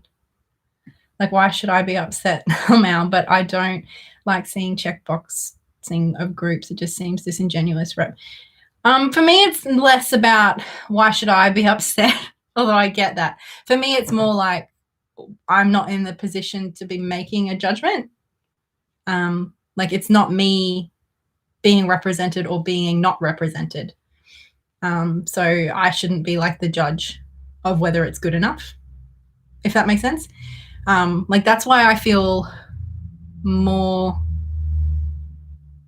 strongly to what are my words? That's why when it comes to like mental health stuff, I do speak very strongly, because that's my lived experience. So I'm very much about people with a lived experience speaking on behalf of themselves. So like, I want more diverse decks and more representative decks, and for more diversity in our creators. I want that, and I want to be part of that change in our industry. But I also don't want to be like the white person telling everybody what isn't good enough. I don't know. I just don't think that's my place. I want to be part of the conversation, but I don't want to position myself as some kind of authority about, me knowing what that should look like, if that makes sense. I have it, and it's to plan or predict your meals for the day.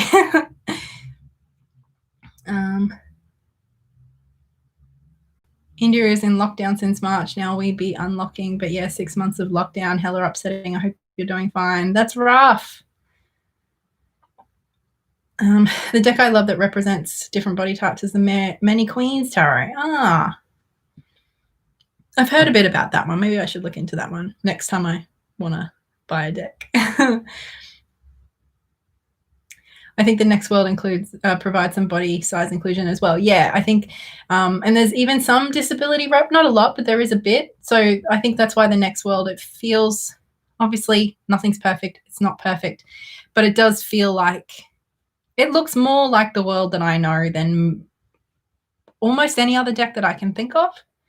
I see myself more in that deck, and see my world and my friends and the people I love and the people I know and my city and all of that. I see more of all of that genuinely in the next world than I think I do in most decks. I think it's done pretty well. For whoever asked about affirmation decks, I believe it's the Oracle of Echoes or the Moon deck. There are two decks, one's called the Oracle of Echoes, and there is a deck called the Moon deck as well.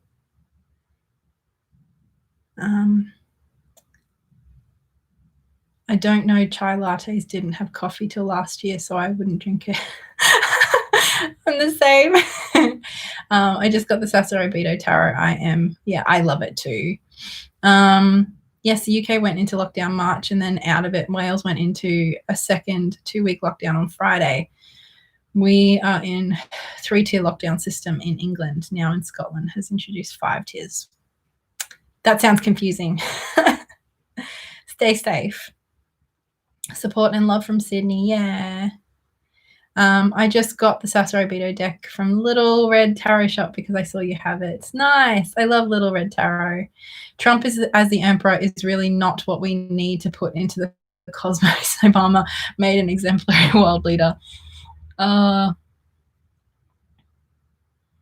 Yeah. We don't need more Trump as emperor vibes. No, I agree. But Katie, I agree with you about the Next World deck. I love it, but I don't read with it. I don't know why. I have read with it, and I've really enjoyed reading with it, but that's fair. Oh, my tarot. Oh. I'm so bad. If I go out there with not finishing Blair's tea, he'll just look at me like...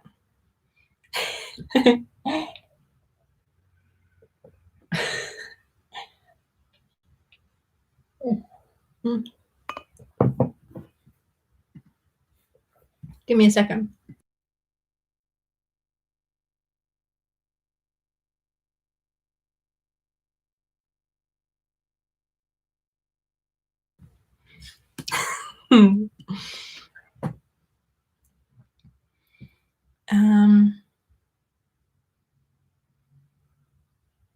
I'm considering Cosmic Cycles. That is one that is on my list. I really like the look of it. I haven't looked at all the cards. I just like the look of the art.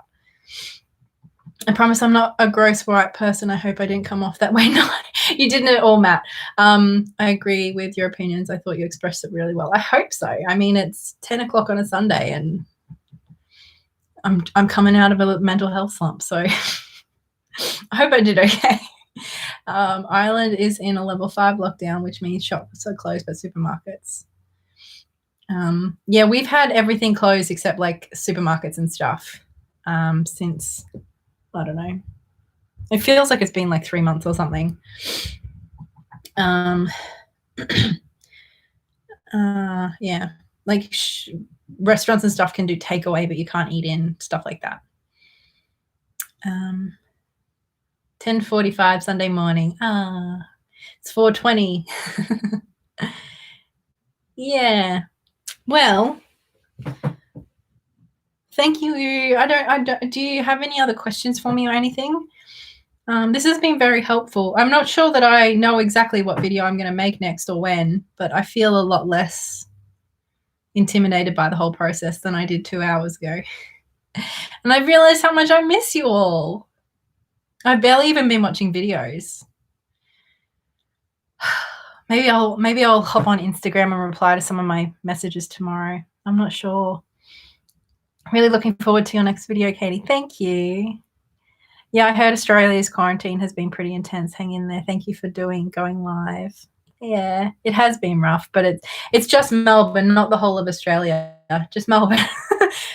Victoria had a few, like our state had a few things too, but it's really been Melbourne that has had like the hard lockdown, which I think is, I said earlier, I think that's also part of why it's been hard emotionally and mentally, is because it feels very isolating. Like obviously we're not allowed to go anywhere. We were like locked into 5 kilometers within our, like close to our house and stuff for a while.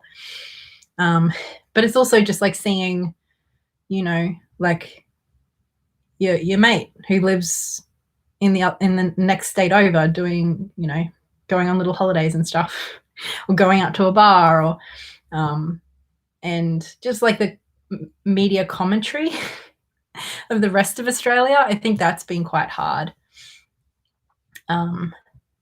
Yeah, like a lot of it has been lately that we all have Stockholm syndrome because the support for our premier is still very high.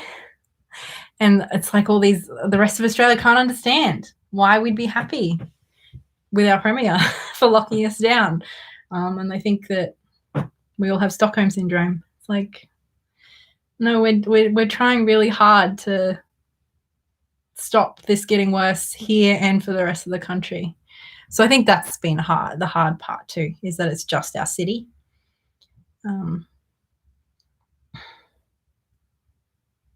I love spending time with you, Katey. This Melbourne lockdown has been really, really hard. It hasn't it, Michelle? Especially today. Like, I understand the decision to postpone, but it was hard hearing. Like, I sort of knew, but yeah, I don't know. Just every new announcement of, another 2 weeks, another 24 hours, it's just, it gets a little harder each time, doesn't it?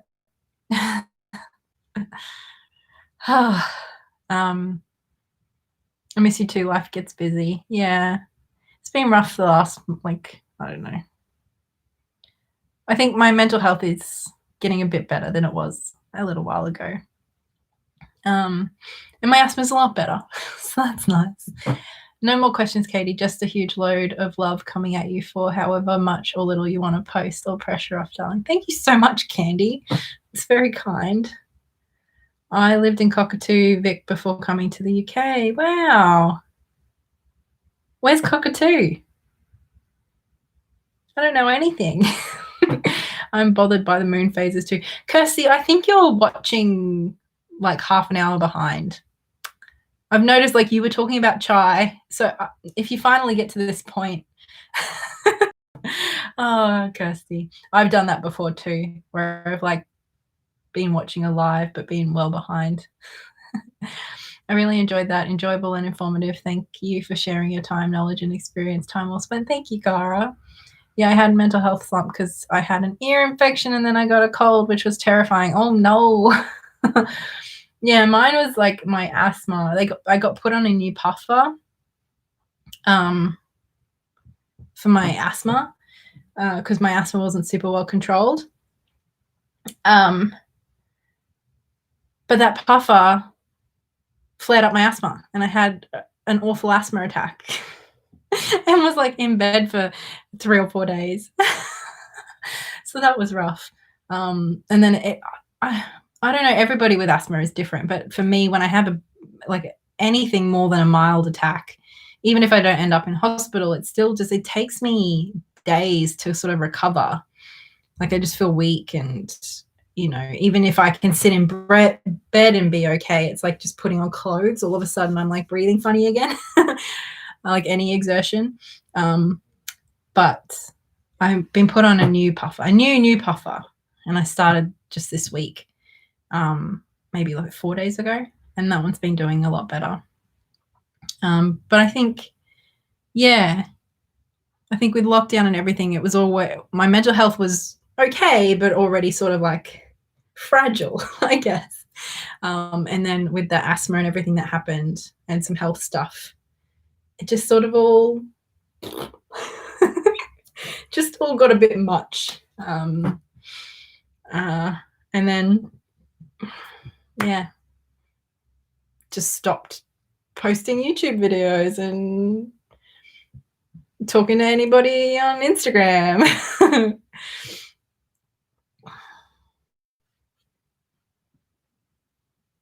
Wish we could go back on complete lockdown. COVID cases keep rising, pushing the economy is apparently more important. Yeah, and I think that's sort of why, as hard as our lockdown has been, so many of Melburnians, including me, we hate it, but we also are grateful that our government made that hard decision to put the economy second.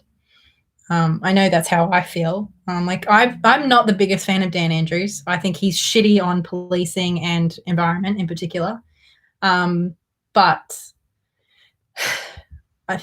obviously there's been mistakes. I'm not a stand for Dan, but I am grateful that, if I had to live in a city that did have an outbreak, I live in one where a government was willing to make that lockdown. Because with some, like, I clearly my asthma, I was diagnosed when I was 18 months old. I know what it feels like to not be able to breathe, and that has been my nightmare. Dying with not being able to breathe has literally been the nightmare I've had since I was a baby, like growing up as a kid, not being able to breathe with my asthma. And that puts me at high risk. And so we're all a bit scared of COVID, I think. But yeah, like knowing what it feels like not to be able to breathe and being scared that could be the way you die. I'm very grateful that our premier took it seriously, and yeah, it might be the end of his career, but I'm grateful.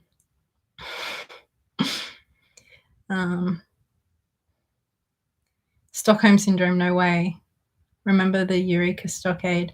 I don't, but yeah, that's what they're saying.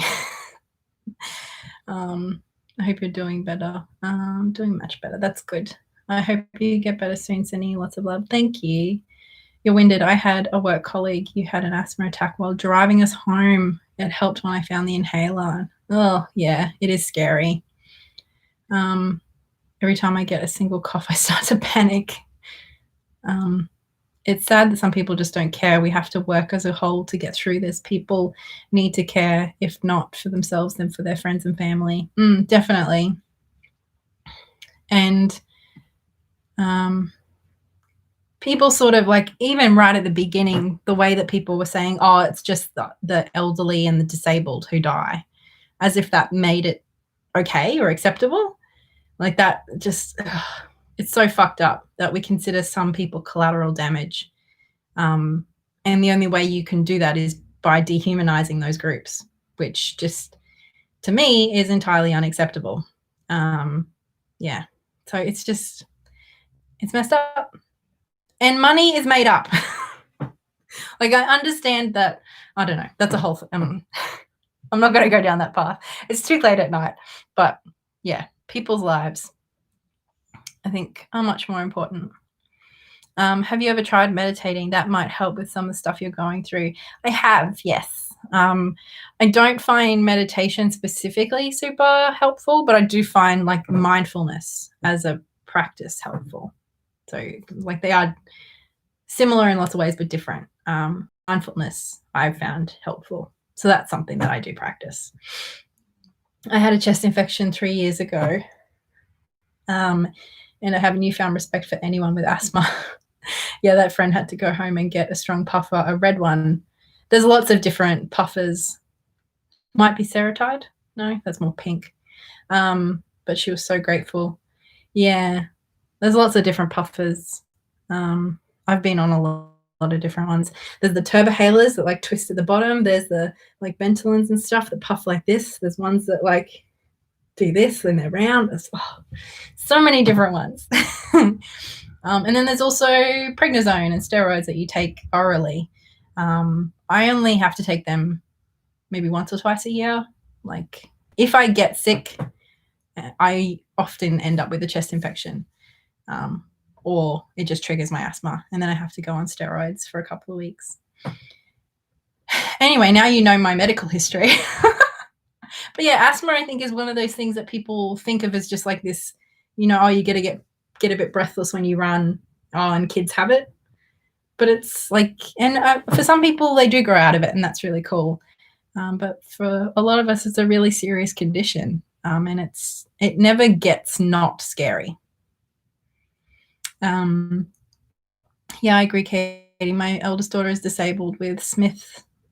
I don't know what that is, but syndrome, and I really for hurt by people saying it's fine, as if my daughter was cannon fodder. Yeah, it's sickening. It's sickening. And I'm sorry you have to, I'm sure you've had a lot of that over the last 6-8 months, and that sucks. I just know the blue one and the red one. Blue is every day and red is if an attack happens. I've had so many different colors over the years and all different ones. As an emergency nurse, we appreciate all that you guys are doing through lockdown down in Melbourne. Oh, thank you, Sharon. You do amazing work too, by the sounds of it. I'm sorry people have said that, Candy. That's horrible. Yeah, absolutely. It's sick. It's just awful. Lo-fi beats on YouTube are relaxing. There's all kinds. Sometimes I fall asleep to them or just put them on the background. Yeah. Yeah. I know it's been 2 hours and I don't want to keep you guys I don't have anything else to do, but I'm really enjoying just hanging out with you. Do you have any questions or anything you want me to talk about? Because I don't want to make this longer than is interesting or useful. But also I'm really enjoying hanging out with you. That's awful. My sisters are autistic, so it hurts too. Not the same, but yeah. Just any ableism and discrimination and all of that is just messed up. Yeah. It is. Oh, I have so many decks and bits and pieces here that we had a look at. I have to tidy up. I have to try and get back into reading, but I have an assignment due tomorrow, so I have to do that. And I do really want to make a video. I sort of started filming something today, but I don't know if it's going to turn out any good. So I don't know when you guys are going to see a video from me. I don't know. It'll probably be on this channel first because I haven't read anything. So I don't have anything to make a booktube video about.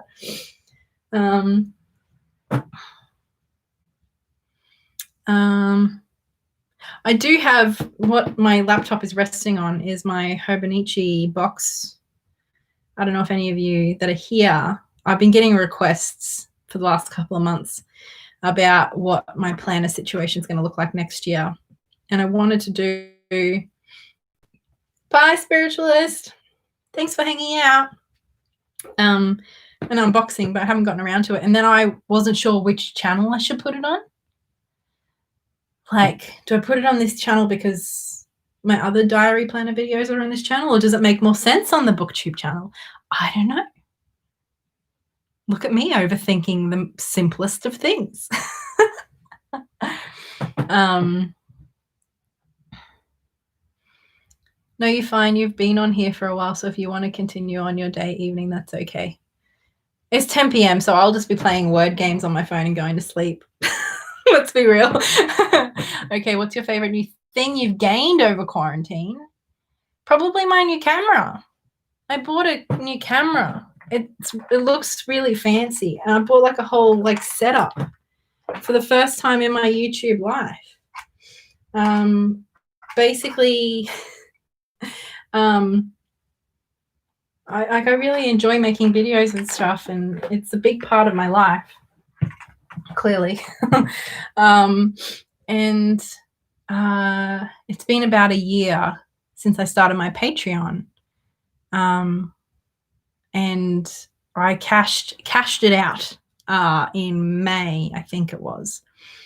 And so with that money that everybody has been sponsoring my Patreon and my YouTube channels through Patreon, I invested in a camera for the first time, and like I got a fancy lens, although I'm struggling with it, but that's okay. And I got a fancy microphone, and it's been really fun to sort of like take my YouTube channel to like the next level. No, but like to feel like I'm taking it more seriously, and like I'm playing around with new things and I'm trying new things. So I'm still learning how to use it properly. But that's sort of why the images have sort of changed, and hopefully the audio, not in this is just my laptop, but in my videos, I hope the quality is a bit better. But that's been really fun, and something I never thought I would do, or like I could do, because like YouTube, I put a lot of time into YouTube. And obviously I get a bit of AdSense, but it's not enough to, you know, like pay me for the amount of time I put in. And so I always felt bad like investing in my channel. But with the support from Patreon, it sort of felt like this money that I could dedicate to my channel, and to like investing in it in a way that felt meaningful.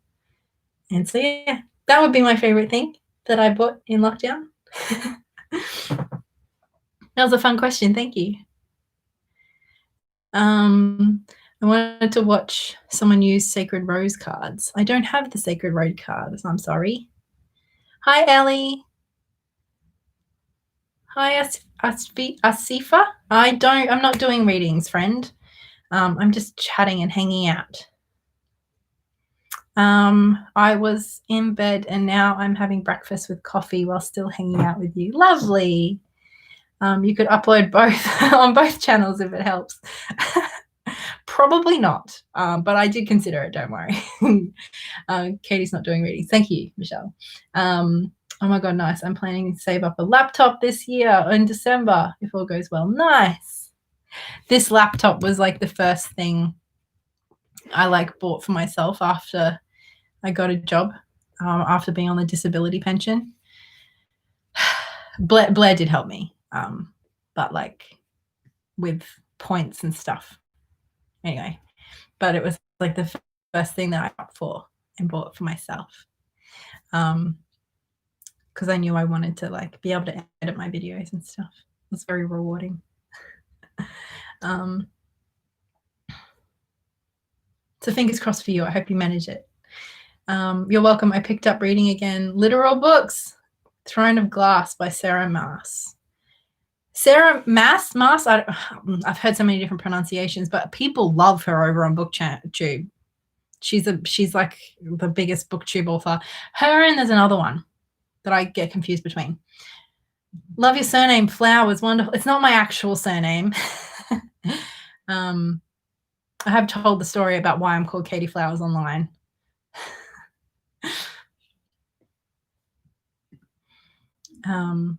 Sarah J. Maas, the one that writes fairy porn. I've never read about any of her books, but I've heard it described multiple times like that.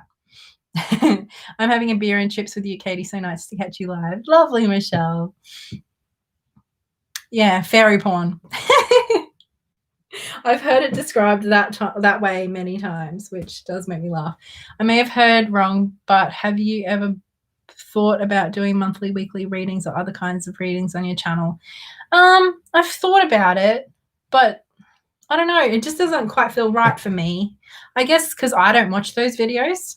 Like I don't really have an interest in them for me personally. I have been asked a few times to do them, but I don't know.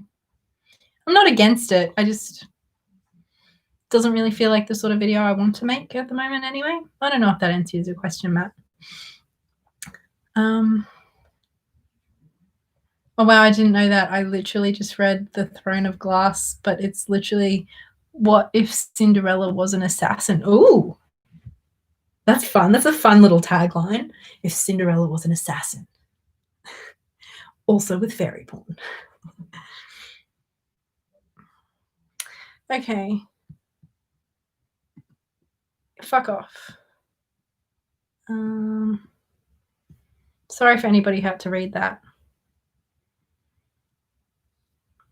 If it doesn't resonate with you, then it's not for you. I think I may have heard the topic combo wrong. I don't know what we were talking about that would have, I'm not sure, Matt. But yeah, I don't think it's quite right for me.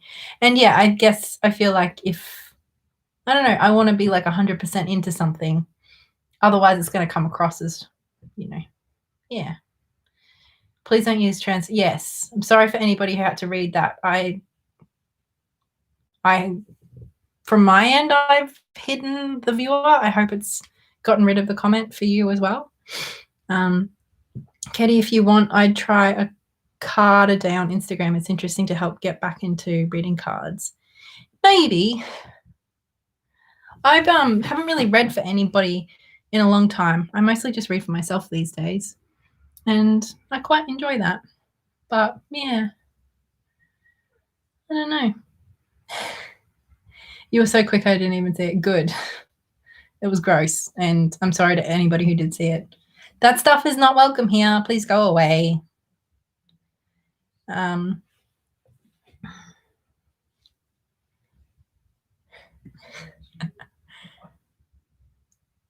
Yeah, it is going bloody wanker. You have super quick finger action, Katey. I try. Just because, like, I mean, obviously that wasn't directed at me, but I don't want anybody having to read that. That's not nice. That's just, and that's not the space we have here.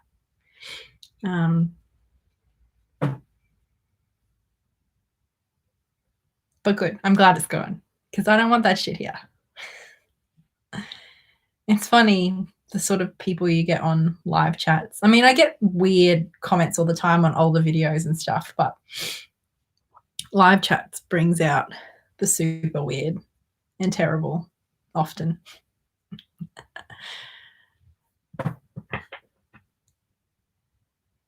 I didn't even see it. Good. I'd eventually like to read for others. I'm pretty new to tarot, but I like reading for myself too, for like questions I may have or guidance about something I'm going through. Yeah, I really enjoy reading for myself. And I did enjoy reading for other people for a little while, but I found that, I don't know, just reading for myself is a good time. And I sort of feel like sometimes, especially like being a tarot tuber, there's a bit of like an expectation that you're sort of supposed to, I don't know, be like a teacher or a reader or like have like this hardcore business going on. And I don't know, like no shade to anybody who does, and good for you, go get them. But I don't know, that's not really what I want. I want my YouTube channel to do well and I want to work at my videos, but I don't know. Skylar, hello, how are you?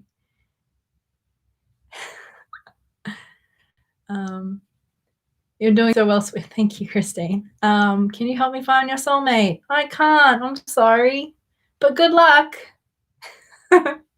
Sometimes doing readings is draining. I've been using my decks for other things like journaling prompts. I think a part of it is too that how do I say this without sounding like a dickhead? I really think that just from like the comments and stuff that I've received and the conversations I've been a part of since making videos on TarotTube, I'm just so aware that everybody has a different idea of what tarot is, how it works, and what it should be used for, and what using tarot ethically means and looks like. And I guess I've spoken about before how I'm sort of very agnostic in a lot of ways. Like when it comes to tarot and even astrology, like I don't know what the fuck's going on. I think these things are very interesting and fun, and tarot in particular has been very useful to me. And so I don't bother trying to figure it out or trying to explain it. I just like suspend any disbelief and let myself enjoy the experience and get what I need from it. And that's enough for me.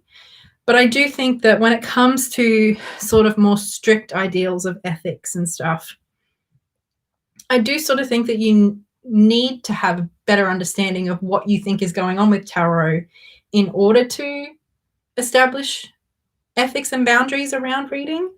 Like one really obvious example is sort of like, doing third-party readings. Maybe that's not a great example. I don't know. Let's go with it. Oh my God. Go away. Sorry, busy adminning. Yeah, doing third-party readings. I know some people feel very strongly that that is like a violation of somebody's privacy. Like you're looking in and like you're pulling off the roof of their house and like looking in at them getting dressed in the morning or something, and like I can appreciate why some people feel so strongly about that. But I don't, because I don't really think that tarot works like that. But also, I don't know that I feel super comfortable like peering in on other people's lives. So I don't know where I sit on things like that.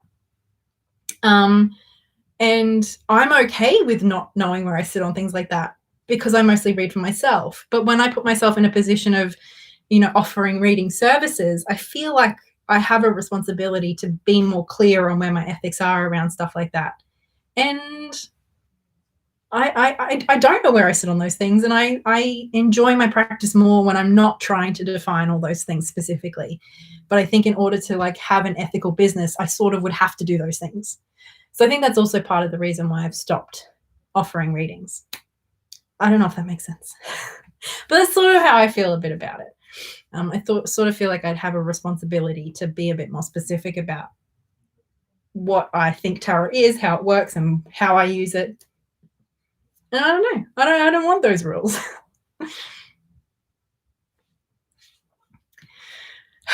Was that just a long way of saying I'm not like other girls? I don't know. Maybe I'm just like a messy reader. Like I'm just messy. But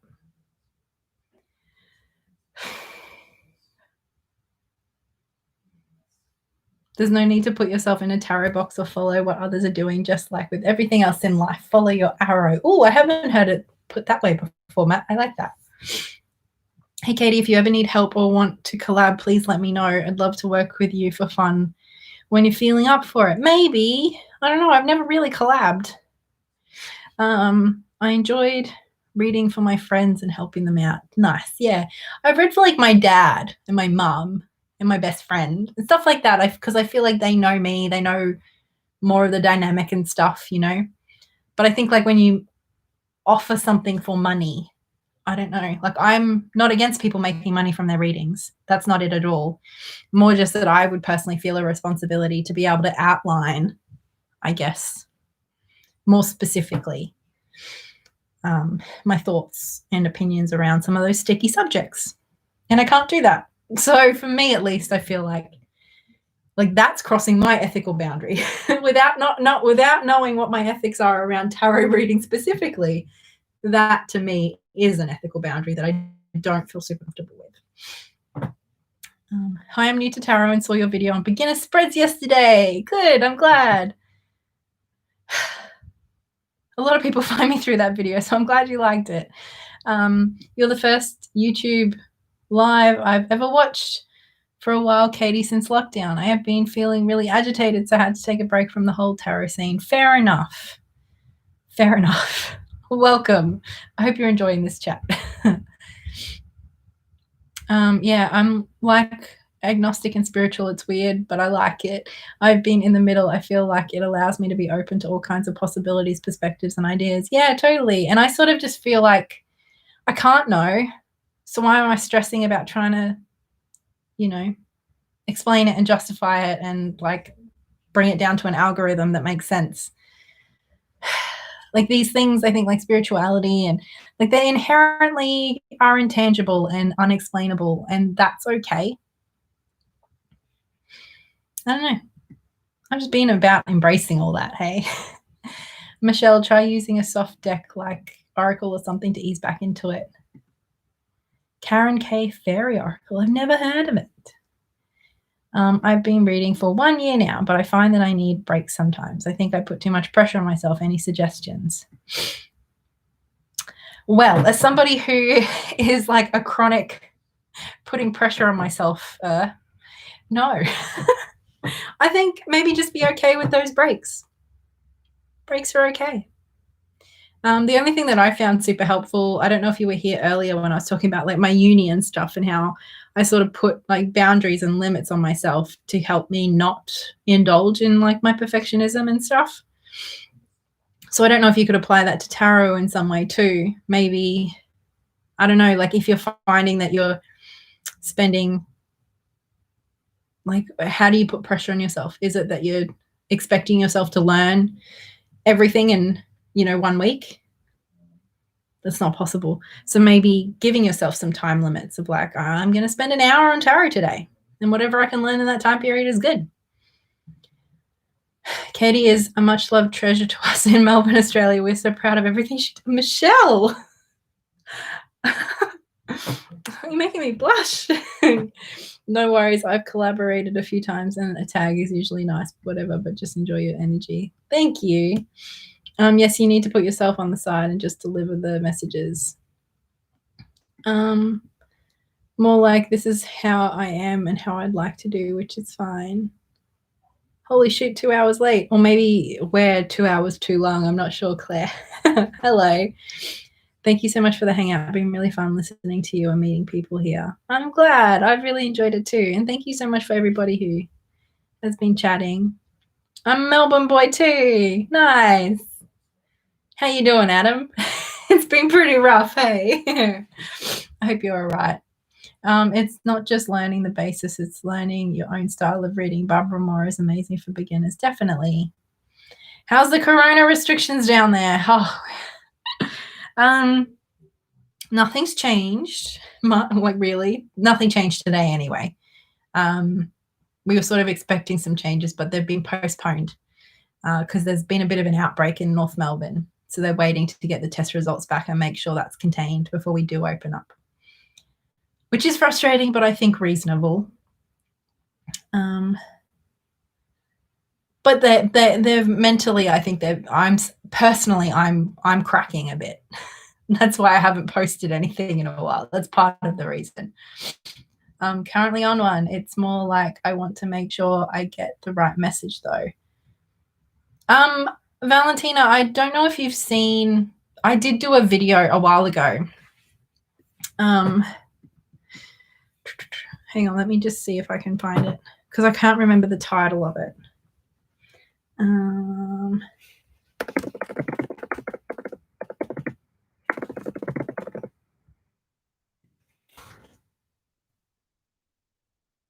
Yeah, this one.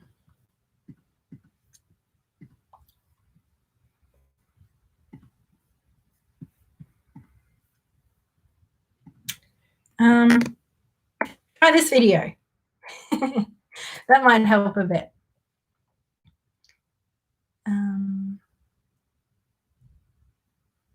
Need to log off now. Thank you, Katey. Have a good day, night, time, I forget now. And thank you for hanging out. Is it still 5-kilometer restriction? No, that changed about a week or so ago. It's now 25 kilometers. So a big change with that. That was kind of like our first big change. Feels like about a week and a half ago, 2 weeks ago, a week ago. I can't remember. I'm cracking lol. Yeah. I think a lot of us are cracking. More outbreaks. Hope they get contained. Yeah, a kid went to school when he was a bit sick, and so I think there's like 11 families, and yeah. So, but hopefully they've contained it. They just want to make sure. Yep, cracked right open last week. Nearly 3 months since I've worked. Ah, shit, Michelle, that sucks. Thank you. Hope you and Vic will be free soon. Yeah. Nights, yes. Okay, bye. I think it's called astrography, but there's a site called Astro. Those are words I have never said with my mouth before. And you can look at travel stuff and according to astrology. Ooh, fancy.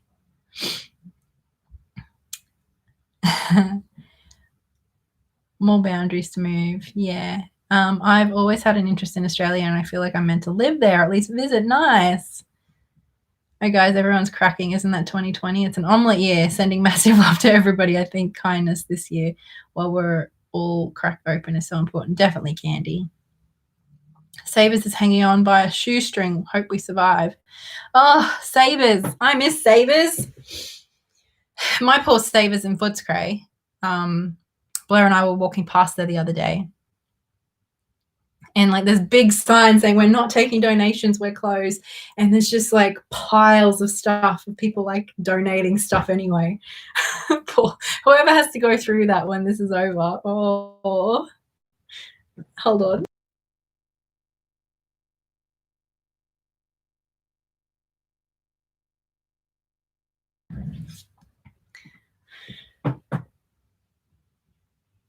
Canberra's not too bad. Yeah, my cousin lives in Canberra and she went on a holiday up to Byron Bay. So like good for her, but like seeing her Instagram hurt me a little bit. Love Australia. It's a magical place. It's pretty great. I'm in my second quarantine since lockdown ended. Cases keep being confirmed in my children's school classes. Ugh. Crack, crack, crack. Let's hold each other tight. Oh, Candy, that's rough. I'm going to go film and chill with my sisters. It was lovely to hang out with you, Katie, one of my favorite people. Oh, thank you. Have fun. I will have to go through all the treasures. Oh, have fun, Michelle. That's going to be a big job. Oh gosh, I'm a little wary about going anywhere. Yeah, even though we're allowed to go 25 kilometers, Blair and I pretty much just stay at home most of the time.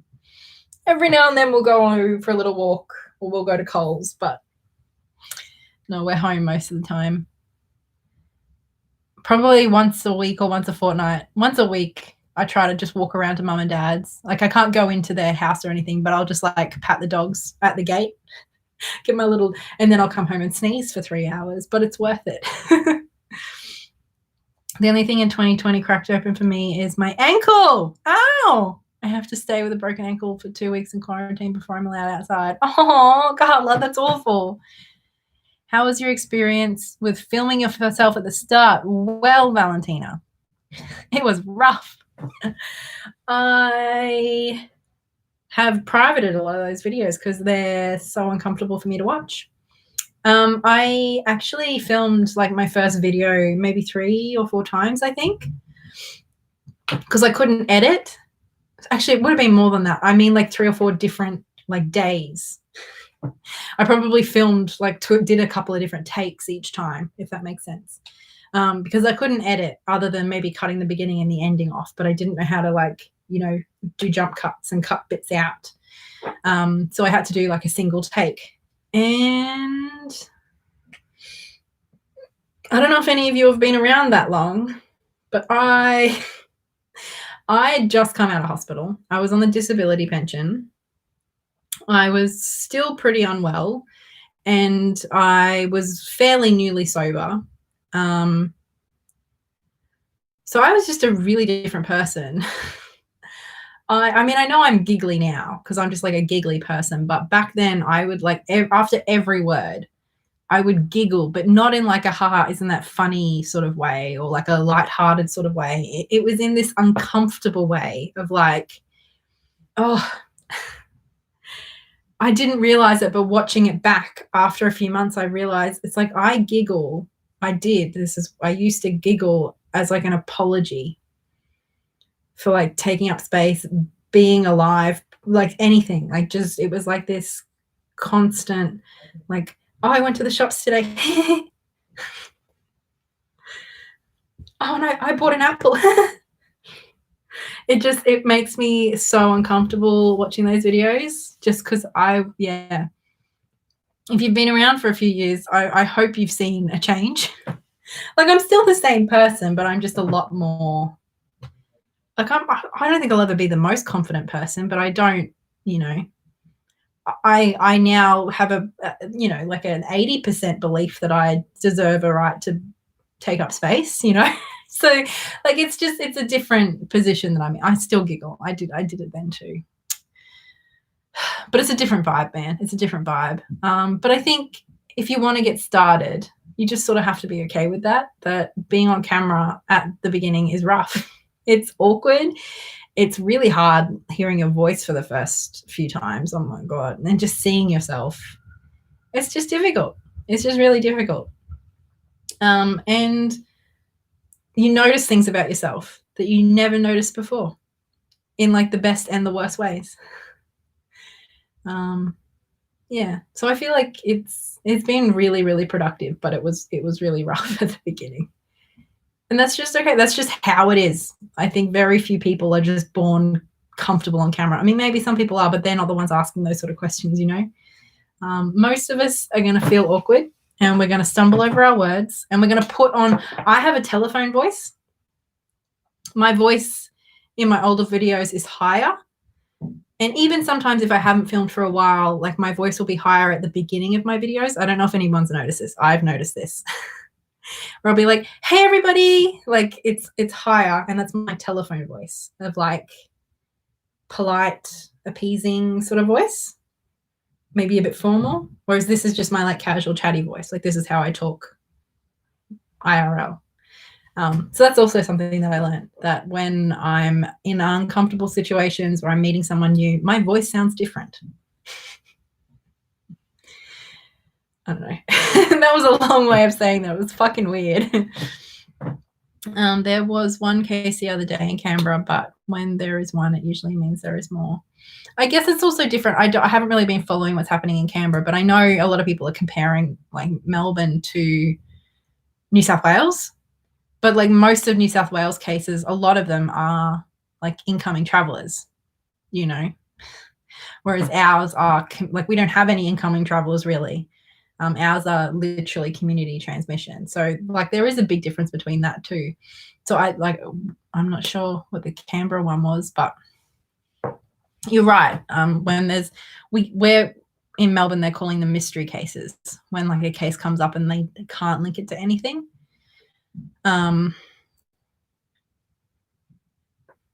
Yeah, those are the ones that they worry about more because it's like there has to be at least one other person out there that has it that we don't know about, but probably more. I feel like it's a process of discovering and accepting yourself. Absolutely. And being on camera is a very uncomfortable, but also sort of like fast track way of doing that in a lot of ways. It's good that you are more comfortable with yourself. Yeah.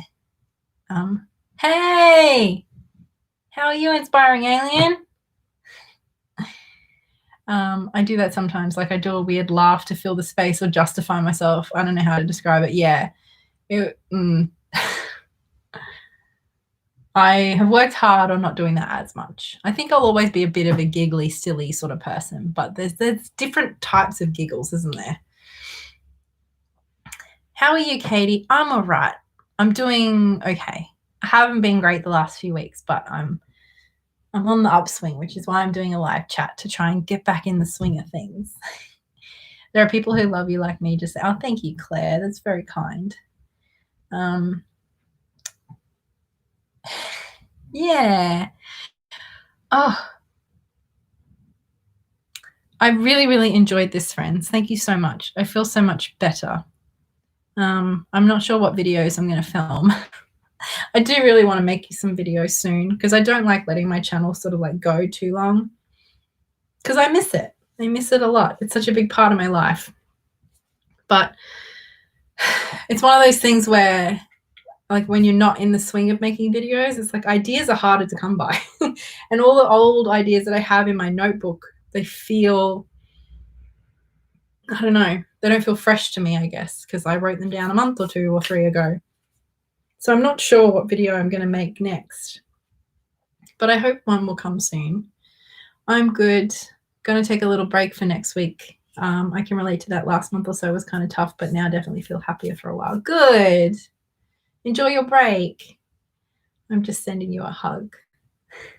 Hugs for everybody. Thank you, Claire.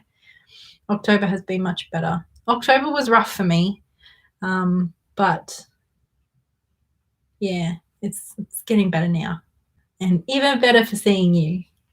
Katey, you are so wonderful. Your voice calms me so much. Oh, Carol, that's lovely. Oh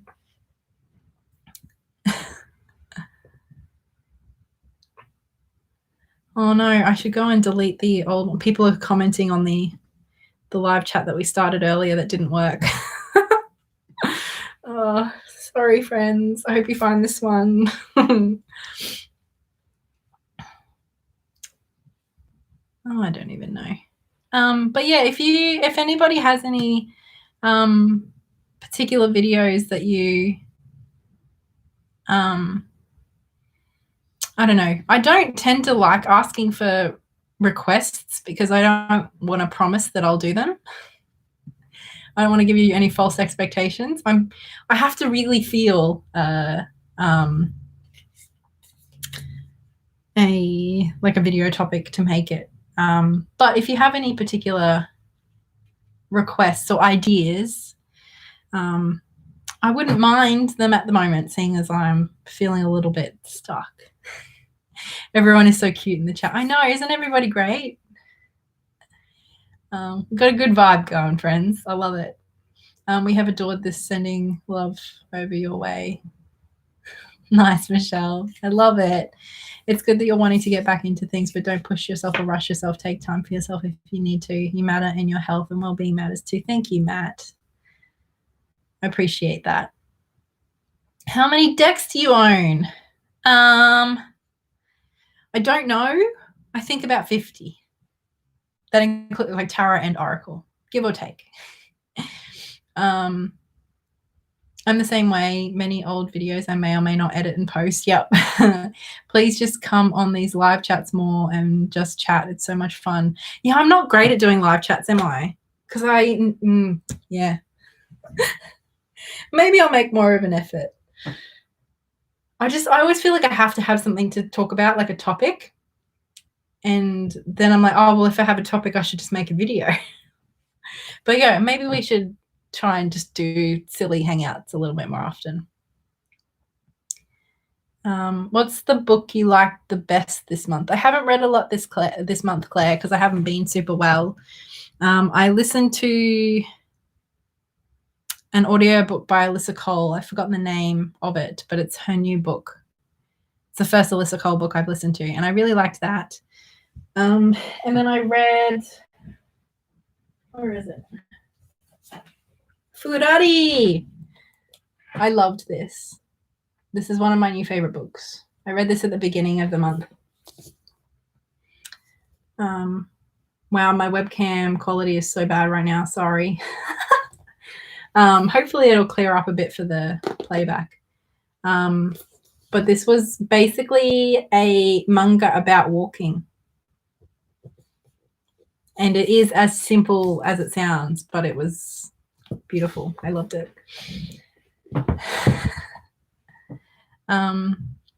It's been wonderful to see you, Katey. Please know we don't have expectations for your channel apart from wanting you to not put pressure on yourself. Please do remember you are a gift. Oh, Candy, thank you so much. You guys have been so nice to me. They're never enough. Of course, you're welcome, Katey. Thank you. I would like a tarot oracle combination video from you. I think I've done a tarot combo video a few years ago. I could do an update, I guess. I don't really do that a lot. I mean, I guess I do. That's the other thing. I've done so many videos over the years. Yeah, that's right. 2 years ago, I did there was a tarot combos tag that went around, and I did it in response to Amber in Wonderland. I actually don't really remember a whole lot of what I said in that video, to be perfectly honest. But there you go. I don't know. Wet your whistle. I have 22 decks and I still can't read comfortably for anyone yet. Love my decks. That's all right. I only read for myself and I have like 50 of them. Revisiting decks you talk about would be interesting. When I watch unboxing reviews, I always wondered. Yeah, I have like a series I was doing. It was called like Revisiting. So I've revisited the Anna Kay, the Osho Zen, the Fountain.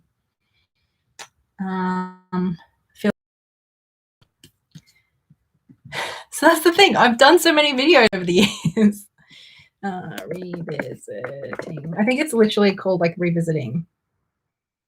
I did the Stella's Tarot. Oh, I don't remember now. But yeah, I have done that before, but I haven't done it in a while. So thank you for reminding me. I like doing that for decks I've done like reviews of. Any Netflix movies? I don't really watch a lot of movies, but I am really excited about the new Rebecca film because Rebecca is one of my favorite books ever. So I'm excited about a new movie for that. I'm more of like a series, like a TV series person than I am like a films and movies person. I don't know if you know who Stargirl, the Practical Witch, is on YouTube. On her first live, she mentioned that she was told that lives were the future of YouTube content. Yeah, I think YouTube has been really pushing lives for a while because they tend to get like longer view time, and they've been very much investing in their live. Sorry, I'm a geek when it comes to YouTube and the behind the scenes of YouTube. So yes, they have been really pushing and investing in live stuff. I think I'll have to figure out if I can use I'm sure I can use my camera for live stream so you guys don't have to put up with this bullshit quality. That's the other reason that I've often avoided doing live streams, because I know my quality's so bad. I feel bad. Carol, I just cackled. Big mood. What did I miss? Oh, I have 20. Yes. Skylar Hayes, how many decks do you have, sir?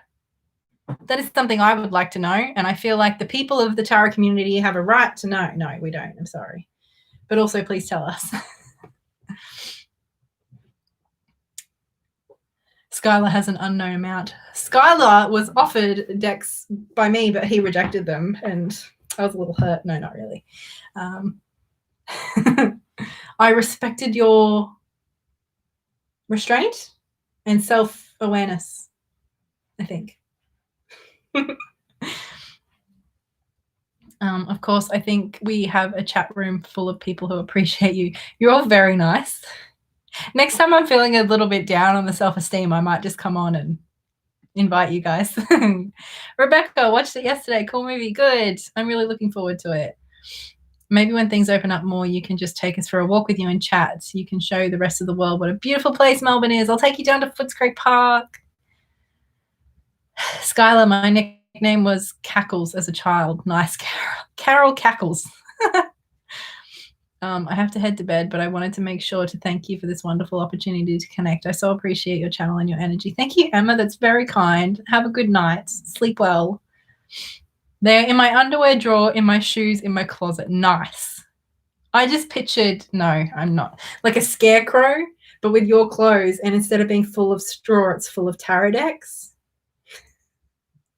And now I'm thinking that, like, either that's just weird or it's like horrifying. I would never turn down a deck from you, Katey. I was sending Skylar because he won a book from me a little while ago, and so I was like, hey mate, you want any of these decks seeing as I'm posting shit? And he's like, nah. I was like, all right. Fair enough. Yeah, but that's all right.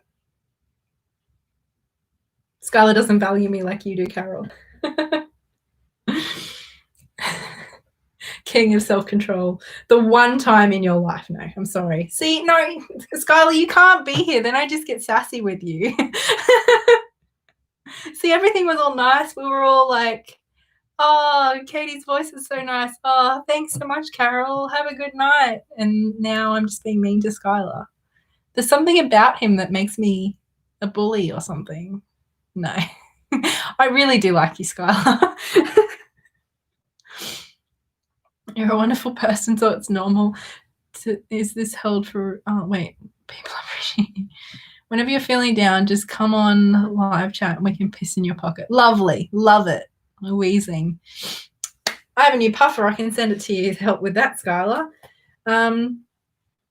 Sorry, that was a whole big part of the conversation earlier. It was my chronic asthma. So it might have been funny. Probably not if you'd been here earlier.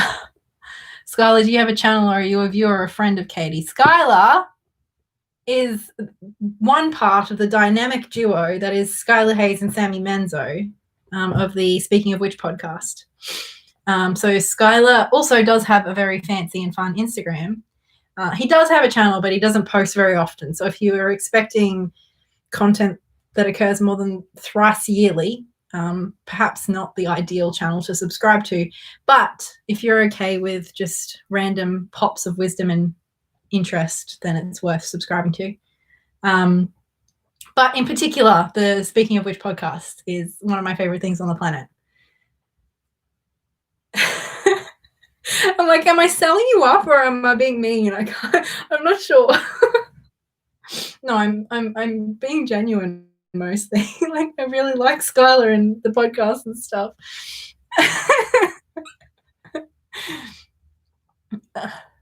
Best place in Australia you visited? Oh, I went to Uluru when I was younger. Bateman's Bay is one of my favorite places just because, like, we've been there a lot. My grandparents live there. It's always a beautiful part of the world. Just road trips in general, I really like. But my favorite place in Australia is Melbourne. I love Melbourne. And Footscray. Footscray is my favorite place ever.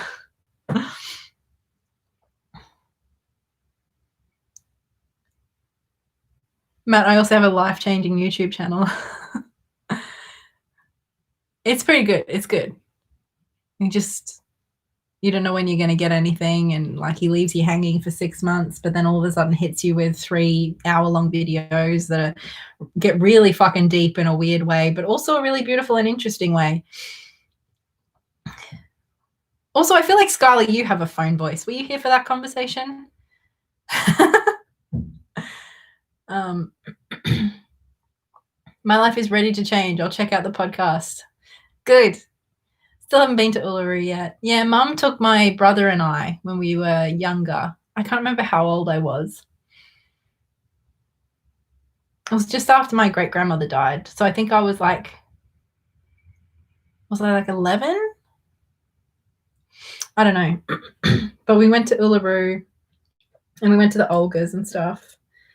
And we walked around Uluru. And it was just beautiful. If I went back, I would do things a little bit differently now. But it was still just a beautiful part of the world. Even better.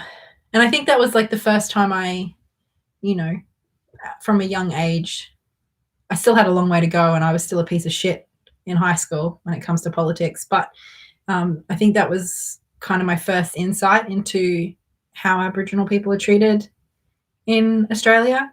Just when we were on the tour going to Uluru, and some Aboriginal women came on the bus to sort of ask us. They didn't tell us, they just asked us, please don't climb Uluru. It's sacred to us, and we have like a commitment to protect people who are on our country, and it's dangerous.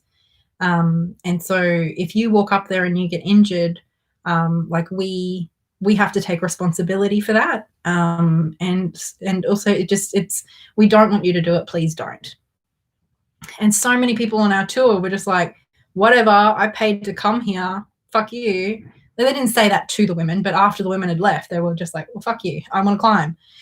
And I was 11, so I was kind of like, oh, I don't know, it's a once in a lifetime opportunity. I really want to climb it, but I just felt bad, because these women who we were coming into their home, their space, and they'd asked us very nicely, please don't do this thing.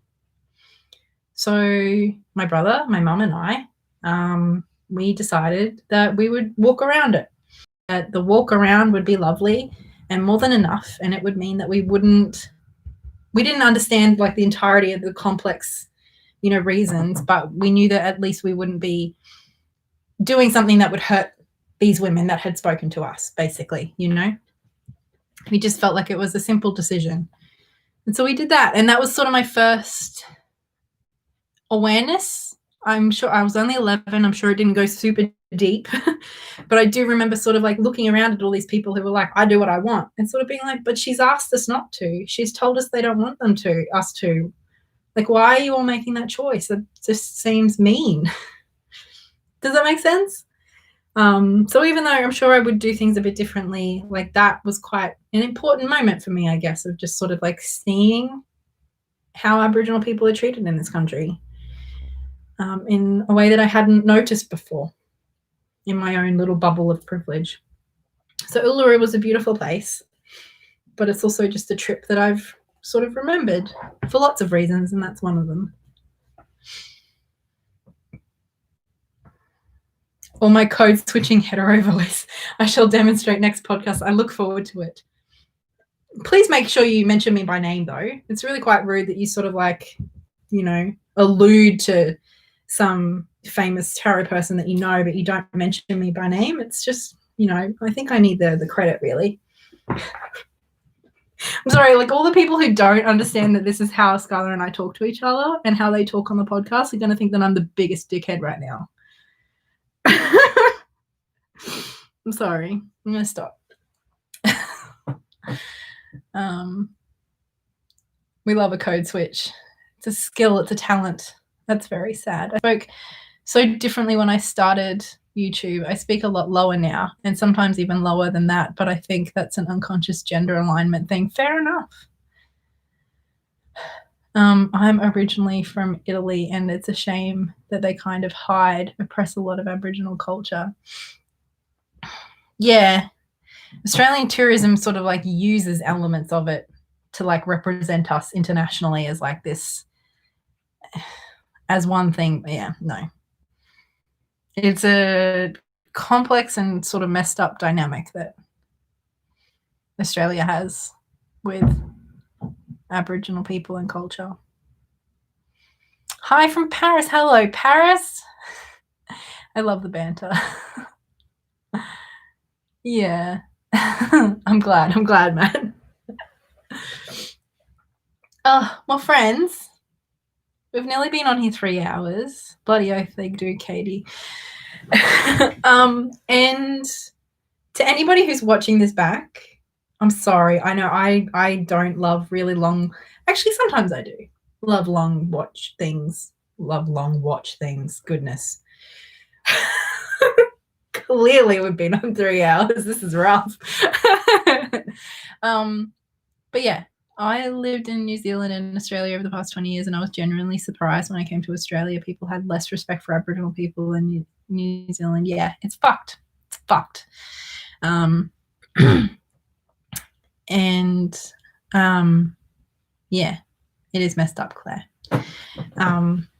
But I don't know when I'll be making a video. It is still hard with like Blair being home, because normally I would be home by myself a few days a week. Whereas with him, we're pretty much always in each other's pockets, and he's working 5 days a week, and a lot of it is he's in meetings and stuff. So I can't really film, or it's hard to. Otherwise you hear him chattering away in the background, and sometimes it's confidential stuff, So it's hard to film at the moment. So maybe that's also kind of adding to the stress a little bit of why I've found it a bit difficult to keep up. But I do really want to make a video soon. So I will do my best. And if any of you have any, well,